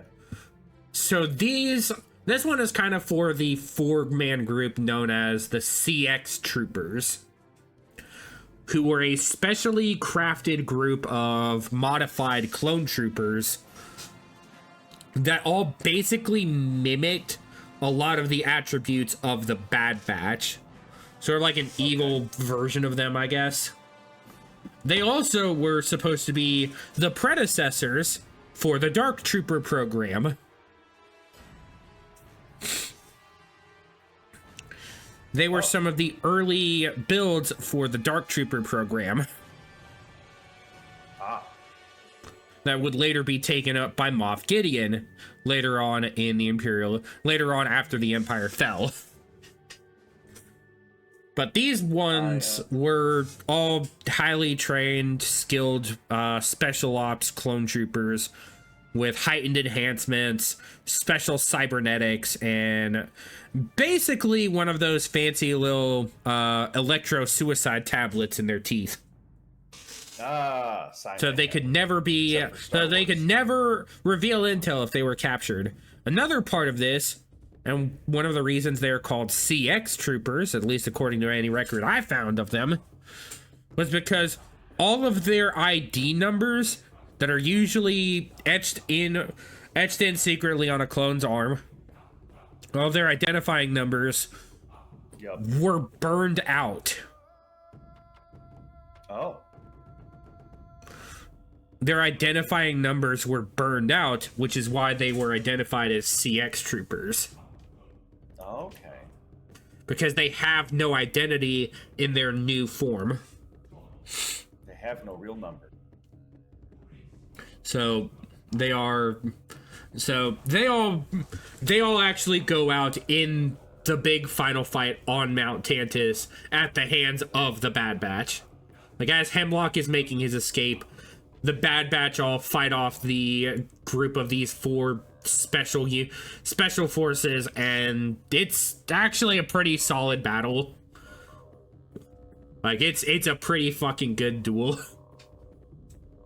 They don't hold anything back in that battle. Hell yeah.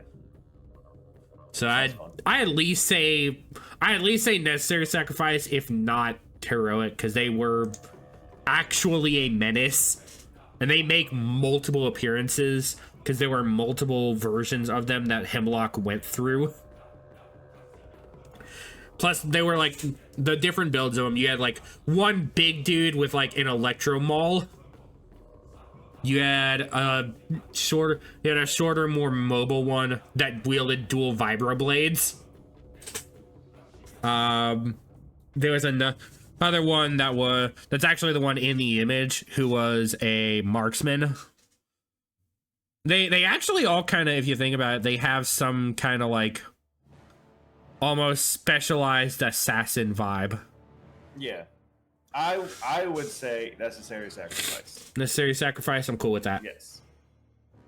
They did die, and they didn't really die in like a heroic way. They died to further the plot. Yeah. Now, while this one is really bad on the lighting, because there was not a better version that had any file I could actually upload through this. This next one is the clone Commander Mayday. Now, I put him on this list specifically for one reason. And I think I'll actually make this one another sort of double feature. Ooh. So Mayday actually plays a big role in fully shifting the Bad Batch member Crosshair away from his like ideals of the Empire being the perfect regime. Like, the blind soldier following orders is no longer a vibe Crosshair is taking after he meets with Mayday. Because Mayday and him, alongside some of the other troopers, go off to hunt a group of bandits who have been ravaging this former Republic, now Imperial base, on a Arctic fringe world. There's like Arctic snowball in the mid-rim. They go there with this shit-heel Imperial officer who... Yeah, I'll get to him in a moment, but Mayday is kind of like... He is the cool officer dude who's definitely been through the ringer since the beginning. And having been stuck out here since the Empire started, like, he's not even in full clone armor by this point. They've had to scrap their armor together and hold it using like wraps and bindings. Oh, jeez. Like, that's how disheveled this little base's units have become. Because he's like if you look up an image of him in his actual armor, you can see like he was holding himself together with like heavy wraps and tape. He was held together out of spite and duct tape. Scion, my beloved. But they get to Crosshair, and some of the other clones go off to go and try to deal with these bandits who have been dealing with this base, stealing supplies, ravaging convoys, taking out some of the defense, some of the perimeter defenses. And Mayday leads them through this blizzard per the shit-heel Imperial officer's order to pursue the bandits. Yep. They find them and they clear the base, but not before the munitions that they were sent to recover are exploded by one of the bandits who were still barely alive, causing a massive avalanche that buries the other two clones and nearly kills Mayday and Crosshair just from the cold. Jeez. They basically hike their way back from that avalanche all the way back to the base on their own through a blizzard, having survived that avalanche. At this point, Crosshair's the one more clinging to life, and Mayday is barely there. Because by the time they actually get there, the blizzard ends, and the officer has actually requisitioned an entire company of new TK Trooper reinforcements to replace the clones that had been believed to have died out there. He then, as they walk up, tells them to get back to work. Oh, what a bitch. Get back to work, and that they'll be reprimanded for their failure in securing the supplies. Oh, what a bitch. And that's just when Mayday dies. Mayday draws his final breath after the lieutenant tells them that they basically were, like, discarded, essentially. Crosshair at that point goes Full Metal Jacket on this motherfucker. Yeah. And pops this dude in the fucking face with a blaster rifle. Like, he turns up to him, he stands up and just calls, just like, Lieutenant. He turns around, and you don't even see him shoot. You just hear the blaster shot and the sting as it hits him, and he falls to his back, dead. Hell yeah. Fuck that Full guy. Metal Jacket's that motherfucker. Fuck that guy. Fucking hella deserved. Throwing his ass in the choppers. Jobbers. Fuck absolutely. this man's. Fuck this man's. This one, Mayday, I want to put him in heroic, but I don't think he goes any higher than necessary sacrifice. Necessary sacrifice is as high as he could go. Now we get to, I've had Kanan. Let's get his master. Okay. So, now we get to Jedi Master Depa Billaba, the Padawan of Mace Windu and the master of Caleb Doom, later known under the alias of Kanan Jarrus. Billaba was a council member, and she alongside her Padawan were in charge of leading the Battle of Collar, where during the battle, after the members of the Bad Batch arrive, she starts to feel a tremor in the Force that kind of disturbs her for a moment before turning to her clone officer, who just got off the comm with a hooded individual, and then all of a sudden, all of the clones are opening fire on her. Weird how that is. No words spoken after the comm shuts off. Blasters aimed, and all of them start opening fire. Who could have done this? She fends off only probably 4 or 5 of them before she herself is gunned down in cold blood. All with the final call to her Padawan, telling him one word: run.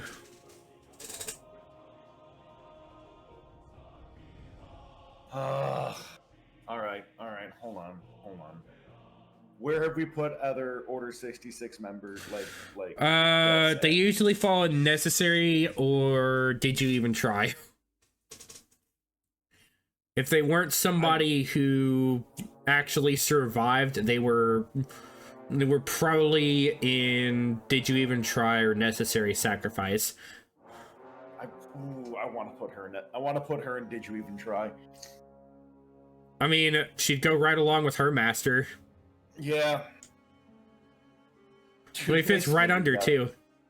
Mace Windu got absolutely fucking just dogged on. Well, next one up would be the sinister evil bastard himself, Dr. Hemlock. Oh. Now, if there were a character in Star Wars that fits the definition uncomfortably deranged is this man. When you say uncomfortably deranged, I'm talking like I'm talking like Pagan Min Troy Baker style uncomfortable. Like, he'll casually sit you down at dinner and then have his bodyguards gun the other members down just to talk to you. Okay. All while casually eating his meal. Gotcha. Okay. And make sure you understand that this was just the example because he had another purpose for you in particular. Awful. All right. I'm in the right headspace now. I understand. Now, he goes out at the end of the Bad Batch series where he tries to kidnap Omega in a desperate final attempt to salvage his operation now that the clones have fully revolted against him. He makes a desperate final stand on a stormy bridgeway where his shuttle awaits him, and I guess this one also falls up in here. His clone bodyguard and commander, former Delta Squad member Scorch, is gunned down just beforehand. Okay. Which is why Scorch is also on this list.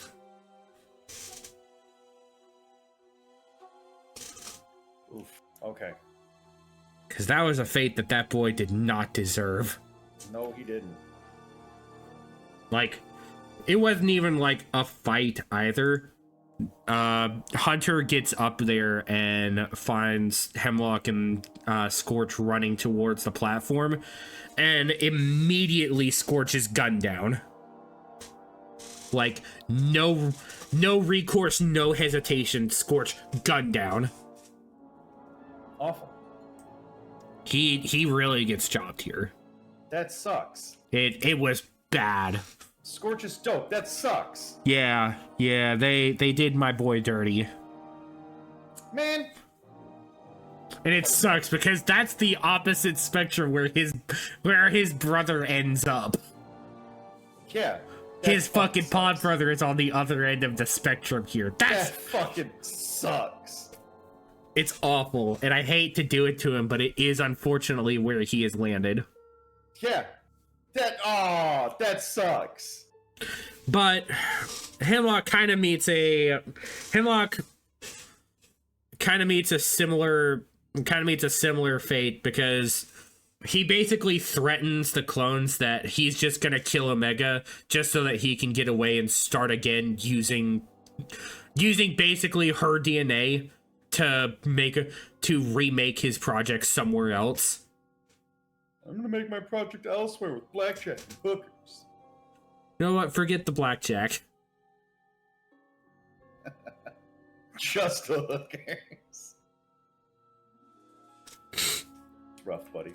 But as the standoff happens, Hunter, not willing to risk that shot, basically ducks down only so Crosshair, who appears behind him, can pop Hemlock in the fucking face with his sniper rifle.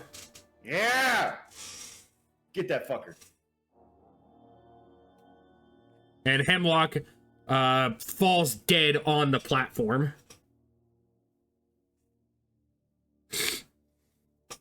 There is a body. He is dead forever. There is a body. He is dead forever. And they make sure of that. Too. Mother, just keep shooting him. If I recall correctly, I think Omega starts freaking whacking his corpse, like assuring that she is like completely like fed up with this man and all the hell he put her through for 8 months. Because I counted the tally marks on her in her bunk room, during the first episode of the final season of that. 8 months is how long she stayed locked away.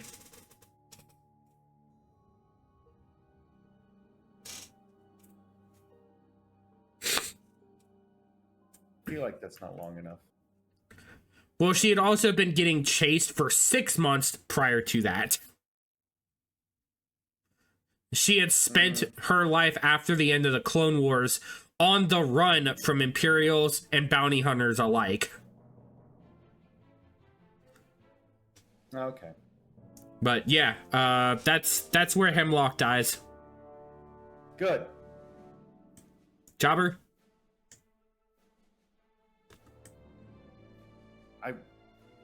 I want to say Jobber. But part of me is like, did he even try? He really didn't. Like, he didn't necessarily get jobs. He just didn't really get a chance to. Yeah. I hate the guy, but like, he did better than being jobbed. Mm-hmm. And he could have done better had he tried. Probably. Man, can't believe you put Rook and fucking Scorch on this list. You're a monster. Fuck, dude. Man, imagine when we finally have to do Thrawn. Canon Thrawn, specifically. Nah. We'll let that one happen. He's built different. Well, he'll never die. Built different. We're almost through the rest of this. There's 3 more characters left. Next up, we have the Senator from Rylos, Ornfrey Ta.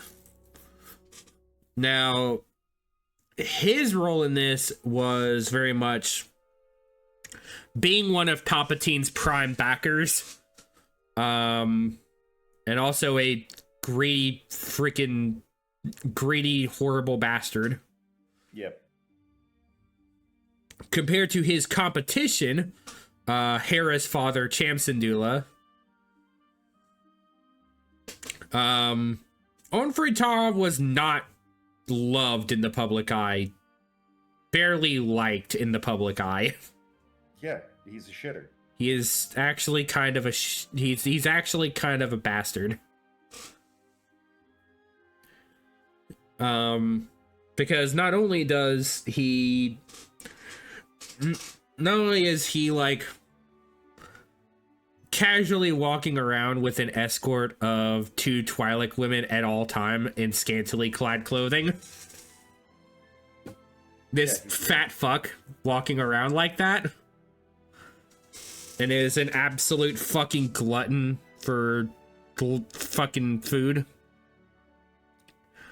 So fat, he makes Darth Fatass fear the power of the pie. Jesus Christ. What a sentence. You definitely said that with your mouth. What a sentence. I did in fact use my mouth. I was not speaking out of my ass there. That, ooh. Crazy how you had those words fall out of your mouth like that. Yep. Yeah. Yep. I don't disagree, but it's crazy you had those words happen. It's crazy I used those words in a coherent sentence. Oh. So his final death is actually in his death is actually met in Bad Batch, despite him being premiered through many of the prior material. Ornfrey Ta's final fate is met in Bad Batch, where when they try to pin the revolution against the Empire on Ryloth as Cham's fault, they do so by having Crosshair snipe Ornfrey Ta in the back in secret. Dude, Crosshair's fucking stacking him, dude. he stacks a pretty fair he gets a pretty fair batch up. He's not slacking, that's for sure. No, dude. He is not slacking. He is in fact stacking. Boo. Boo. Boo. How dare you? You're welcome. Anyway, Jobber. Jobber. This one's probably also going on the list. So this is Minister Taun We, who is actually the first Kaminoan we're introduced to in Star Wars. She's the one who greets Obi-Wan in Attack of the Clones, and during Bad Batch, her fate is met when they go to one of the old Kaminoan facilities that was where the original bounty was to be claimed for Omega, when she was kidnapped and captured by Cad Bane. Bane had successfully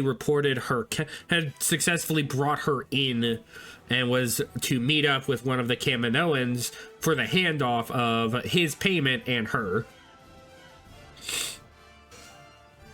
However, Taun We was the one sent to do this, but she was ultimately killed by the bounty hunter Fennec Shan, who intercepts Cad Bane's bounty and allows Omega to go free, who Nala Se hired, by the way, to keep Omega safe.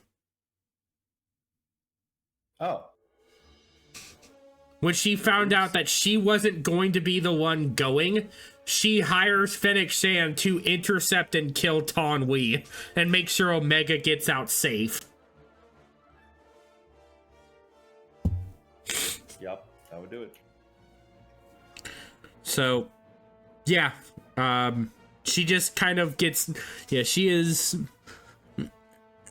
they find her killed when a blaster shot goes off in the facility, and her body falls into the hallway dead. Fennec Shan stepping out after and seeing Bane and Omega walking through the hall. That's her fate. She is gotten intercepted before she can meet with Cad Bane and gunned down by Fennec Shan.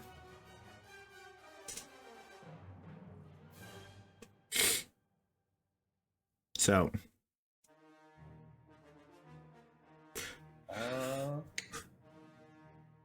Wanna say Jobber. I think that goes in the Jobber. I wanna say Jobber. All right. Last one. Okay. And this is the one that I think hit the worst of a lot of the deaths in Bad Batch. This is the one that actually hit for me. Okay. The Bad Batch member, Tech. The sort of bookwormy, know-it-all Brainiac with the very hard to pin down personality, because he's always taken things as an analytical perspective, never accounting a emotional perspective to it. He had gotten a lot of character growth throughout the second season. Like, he was showing to actually develop into a person, especially in like one of the highlight episodes of that series, of that season. One of the two highlight episodes where he really shows his growth is when Tech and the group go off to a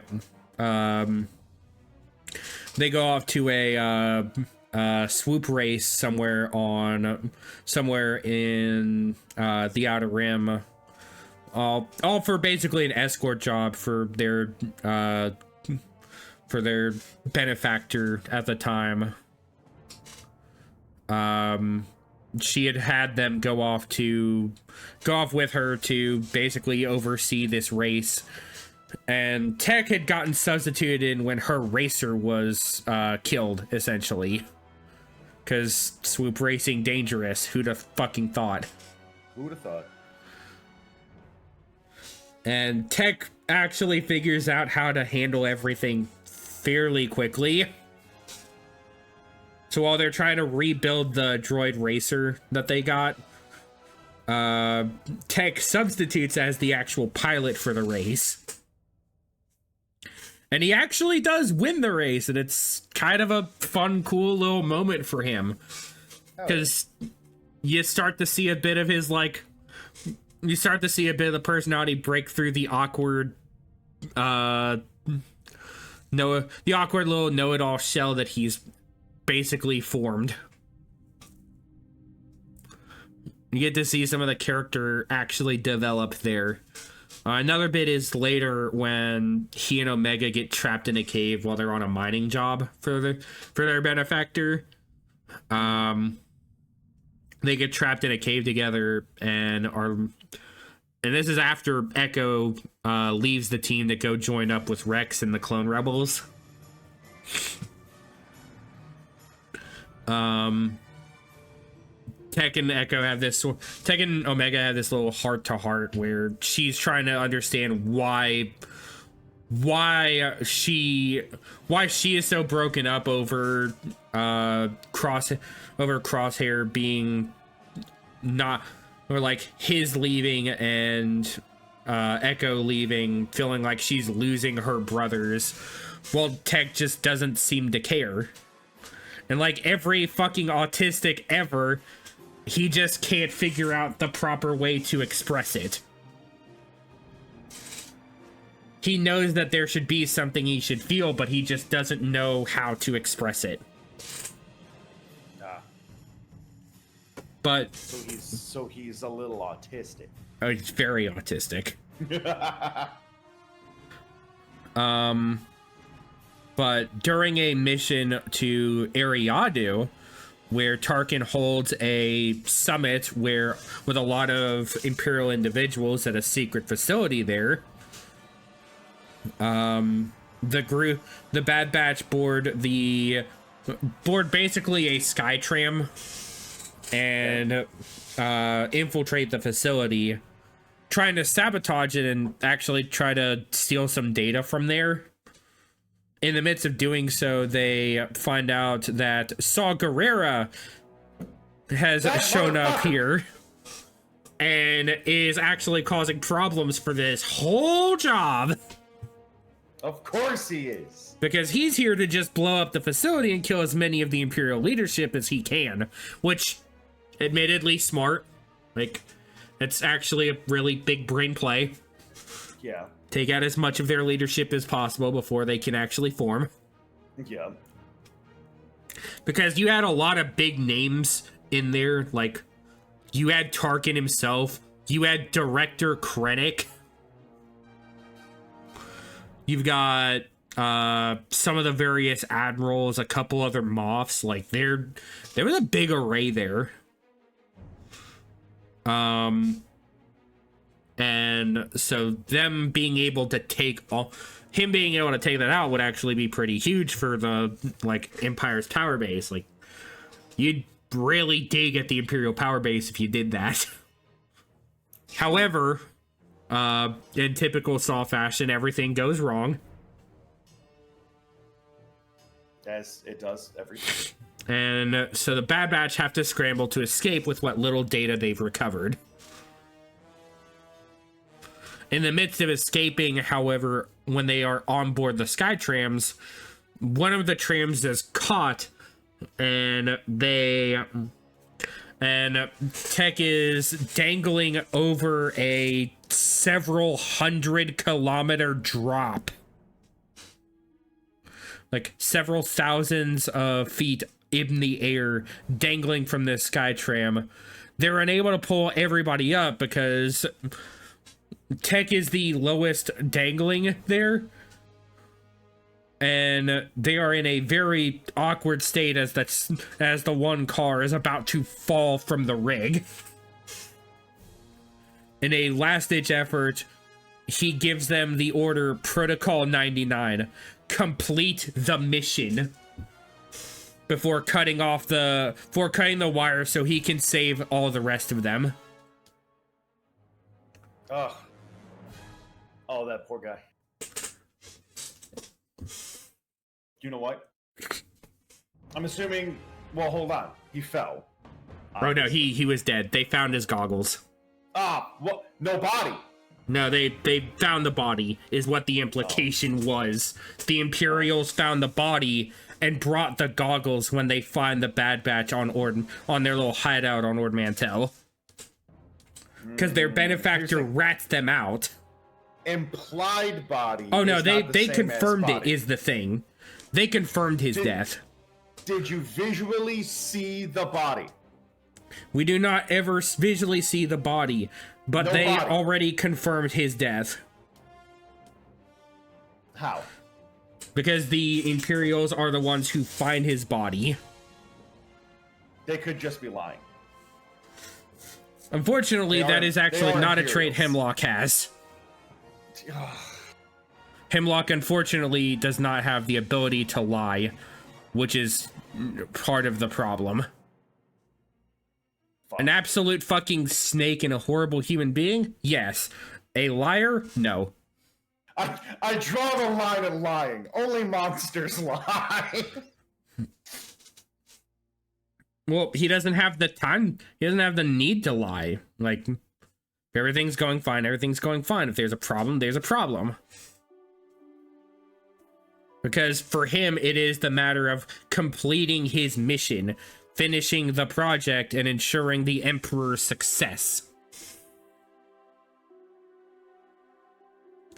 He doesn't care about how many bodies he has to put in his... He doesn't care about the trail of blood he leaves in his wake. He just wants to make sure that the Emperor is at the top. He doesn't even care about his own personal glory. He's there to make sure Palpatine succeeds. Cringe. It's so cringe that he is a simp for Palpatine. Yeah, well. He's dead now. He is dead. So is Palpatine. So is Tech. Anyways. I would say Tech goes in the lowest heroic.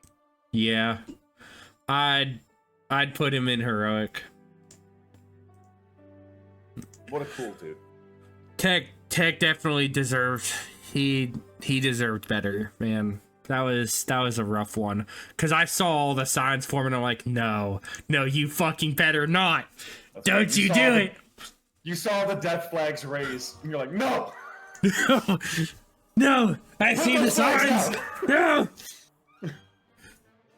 I see the signs and they open up my eyes. I'm crying wide.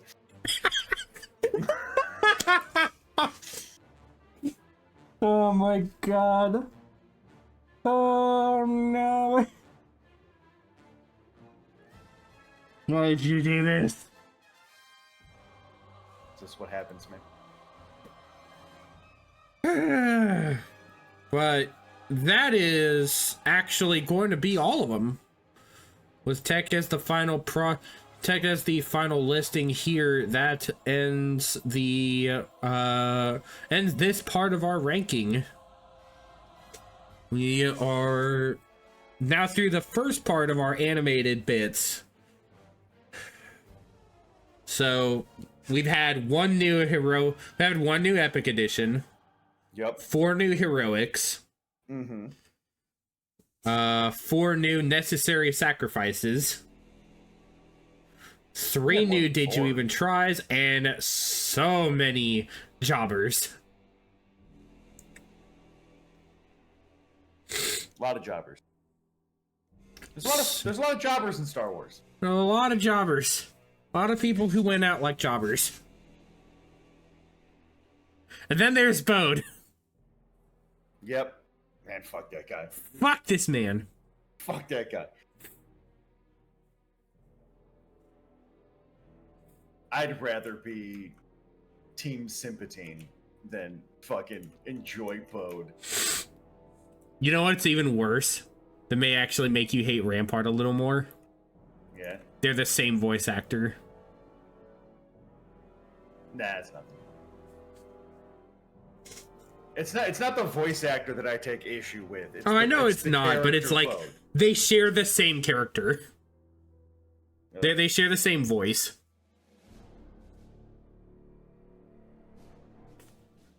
That guy's got to start getting better character. I mean, he has an actual, like, of the Star Wars characters he's done, he actually has a pretty good one. Who is also an Imperial, hilariously enough. Because he actually plays, what's his name? Captain Gray in the Star Wars Squadrons Imperial storyline. Okay. He is Titan leader in that storyline. Okay. That's not that bad then. Because he's actually the guy in a lot of the trailers for Squadrons. Because originally he was originally Titan 3 beforehand. And no, he was Titan 2 beforehand. And then Titan 3 died, and then the rest of his squadron departed. The squadron got reformed, and then he became commander. Because your player takes up the role of Titan 3. You fill in the slot as Titan 3 in that one. Oh, okay. Because the X-Wing pilot in that same cinematic where the original Titan 3 is killed, the X-Wing pilot is believed to be the member of Vanguard Squadron, who that player character replaces in the Republic, and then the Republic storyline. And I think it's Vanguard 5 is the character from that storyline. Okay. So, but yeah, no. Man, I wish that game was good. Man, I did too. that we should do a tier list eventually on just video games, not deaths, but just games in general. I would see how many of them are bad. I'd love to fucking do one like that. We could do it. We could do it. We could. It's doable. There's enough games out there. We could 100% do it. May not have played all of them, but we'll get there. That's right. We'll play all of them at some point. At some point, but I think that's where we're gonna actually end this one. That is our latest build of the tier list. I'm gonna go ahead and save and download this. Yeah. Download the image. That way I've got it saved. Now I can look back on it instead of having to poke through the video to see which order everybody's placed in. Yes. So we will be ranking this one further with our next section of the tier list, which I think will be, I think that's September when we will do our next one. And it'll be the last Saturday in September. June. July, August, September. Yep. So 3 months we will be back again to do this whole shebang all over again. What is it? September 27th will be when we do that one. It looks like. Yep. September 27th will be when we are officially doing that run. So we'll be doing the Clone Wars, I think, for that one. Because I think we'll save the specials as the last one. That way we'll have enough time for the rest of Visions to get its stuff out. That's right. We can do specials. November, December. We could do the specials in time to do the holiday special too. Because that one will happen in December. See, I know you're right. However, didn't we already agree that we were going to do a watch party for that? True. So we'll do a watch party and a tier list. It'll be a whole day thing. Yeah. Life Day celebration. Life Day. Life Day. Hooray for Life Day! Yay! Silly, stupid fucking Wookiees. Oh, I'm not ready, Jake. You better get ready, dude. Not ready right now. I still want the rest of the year to prepare. You have the almost the rest of this year to prepare. Exactly. Exactly. We're gonna be doing the. I want the rest of the year to prepare, Maya. That's it. I don't want to do it. I don't. You don't want to see Chewbacca's horrible little kid? Horrible little goblin. Or even worse, his dad? And it's worse because his dad in the actual comics is so much cooler. Yeah. No, he's just a creepy old dude. It's awful. Like, they make his dad in the actual story is so much cooler. Was it Adachichik is his father's name, if I recall it from the Galactic Battlegrounds game? Yep. Because you see his father and his brother are in that game. Yeah. I'm trying to remember his brother's name. Roanar? Something like that. It starts with an R. Yeah. Roralro? No. No, we'll see it whenever we inevitably play Galactic Battlegrounds. Yep. Because we will play that game at some point, and I do want to do all the stories in that. So what a fun game. That's a fun one. Star Wars Age of Empires. Like, what? Yeah. What fucking more could you? Who doesn't like 9? Who doesn't like 9?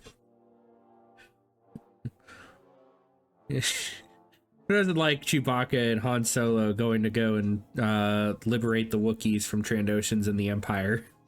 Yeah, that's dope. Fuck Trandoshans. Who doesn't like cool, badass Chiss Force user lady? Yeah, the coolest Chiss. Second coolest Chiss. Second coolest. I'm about to say second coolest. Cool. Slow your roll. The coolest Force using Chiss. That's better. The only Force using Chiss. Well, not the only one, just the only one of that era. Yeah.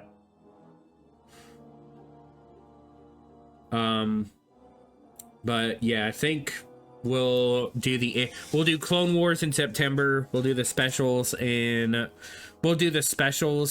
So that's the Gendy movie, Visions, the Tales of series, the other Clone Wars movie technically, because while it falls under the Clone Wars, it is its own separate special. Yep.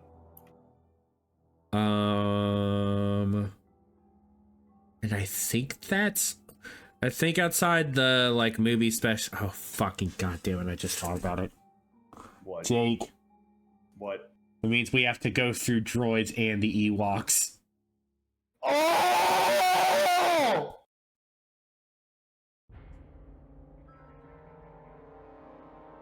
I'm okay with the holiday special because it's a meme. I'm completely... Oh, fuck, I forgot about those.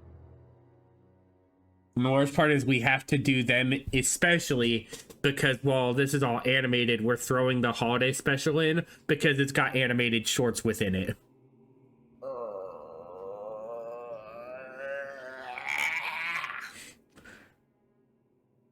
We don't have to do we don't have to do that one. No, we have to. We have to, Jake. No, we don't have to do that one. It's fine. No, we have to. No. We suffer together, not at all. Fuck! Oh, man. I don't want to do it any more than you do. I don't want to do it any more than you do.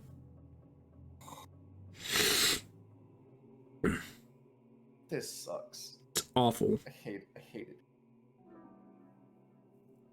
I hate it here. I hate Star Wars. Star Wars fans hate Star Wars. I hate Star Wars, dude. It's alright, Jake. Star Wars fans hate Star Wars. I hate it in a way only a fan understands. Oh, no. I hate it in a special way. Oh, no. Oh, why would you... You could have just not thought about them. I could have, but unfortunately I couldn't. You could have just, not had your brain do the thing. I could make it worse. I could add the Lego specials in there. The Lego specials aren't terrible.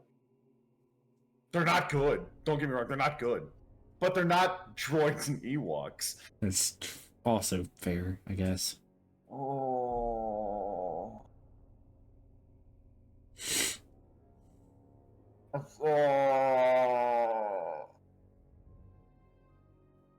You did this to us. Yep. It's your fault. Yep.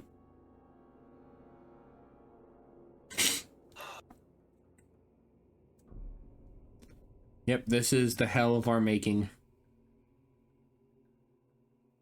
But on the unfortunate suffering note of leaving us off on that, I think we will be back next Saturday with more of the podcast, and we will be doing the Sith Empire next. I think is where we're at, because I was originally going to do that, but last weekend I was out at my stepbrother's wedding, and then we got back. Then this week was the end of the month and the end of the quarter, so it was the last Saturday of the quarter. So I'm like, fuck, we're doing the death ranking again. I had to get all that set up. So we have the death ranking. We have the death ranking up. We've got that done. From here, we're gonna go on to our original topic planned for the Sith Empire, and actually start digging more into the Old Republic. Kind of alleviate the pain. Yep. Bit of a painkiller. Man, I wish they would do more Old Republic stuff. Disney barely acknowledges it exists. We can't get them to do that. We're still holding out hope for that remake. Yeah. But Disney could literally do new storylines, new characters, what have you, in the Old Republic, and hardly mess anything up. Hardly. They still can't. There's definitely ways they can mess it up.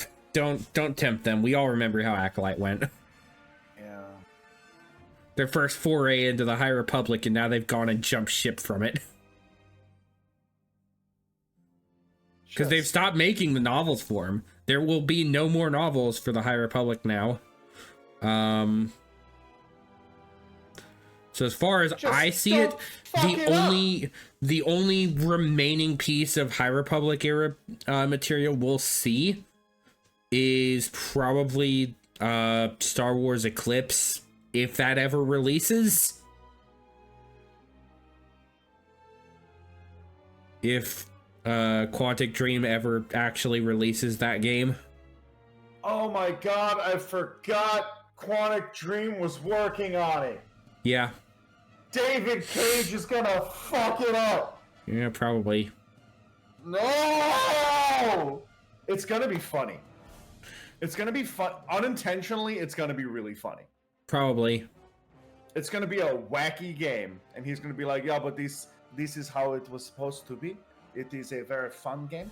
Because he's French-Canadian and a weirdo. Fuck. Stupid. Fuck. Right. Any French-Canadians who can hear my voice right now?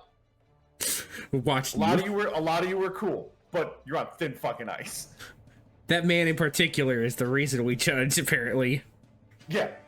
I judge all French Canadians based on Quantic Dream. Not just Quantic Dream, but David Cage in particular. Yes. Oh my god. And Pat Levine. But he's cool, which is why you guys aren't. If it was just David Cage, no. You guys, no. All French Canadians, weird. I don't like it. Yeah, we've got Pat Levine, he's the one who allows you to live on thin ice. He's the one that allows you to live.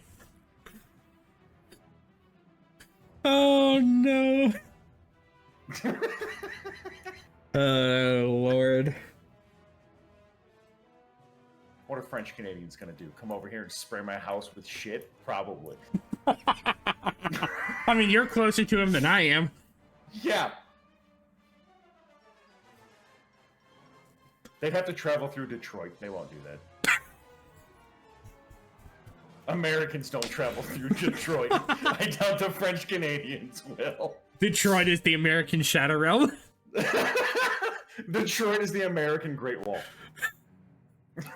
Gotta keep out the French Canadian hordes.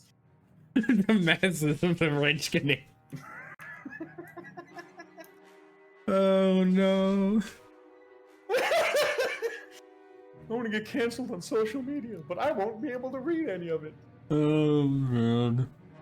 This is a fucking god damn it. Alright.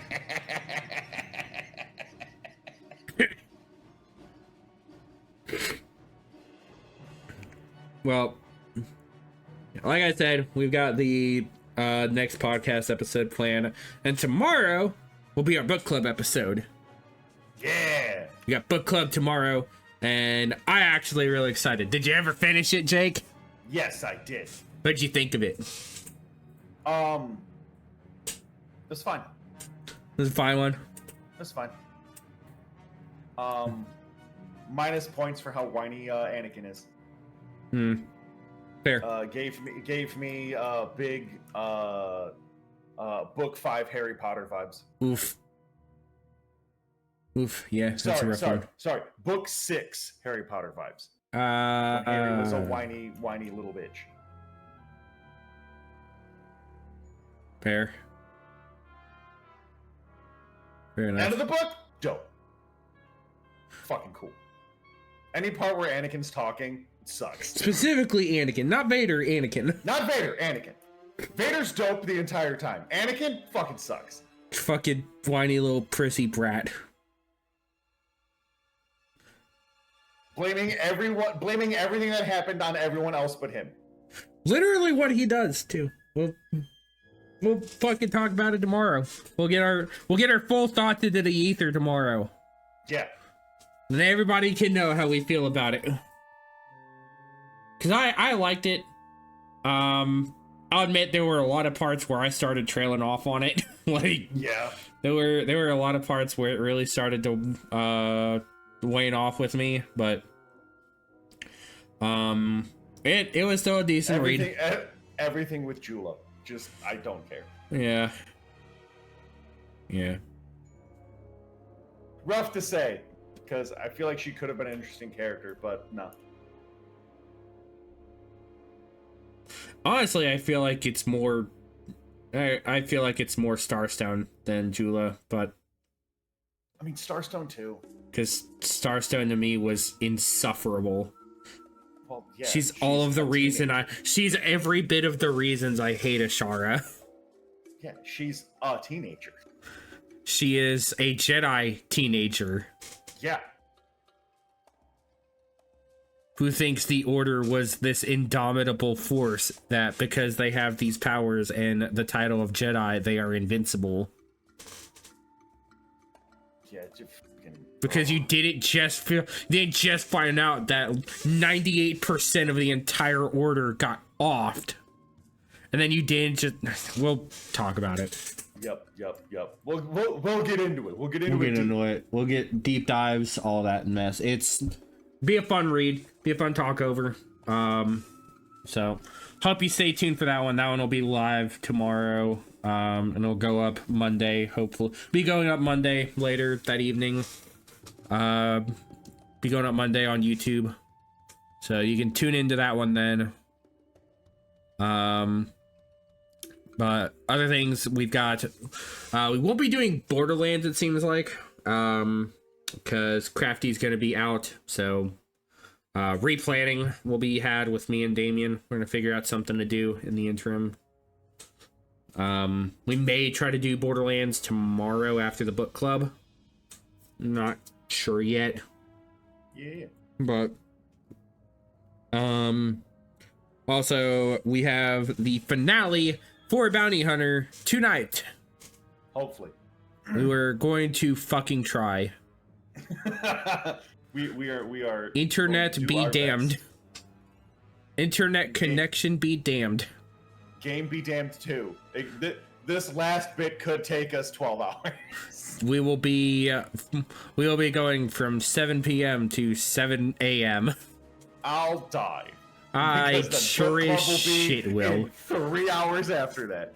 4 hours after I that. sure as shit will also probably be dying as a result of it. It's not going to be a fun time unless that last chapter is a really quick breeze through.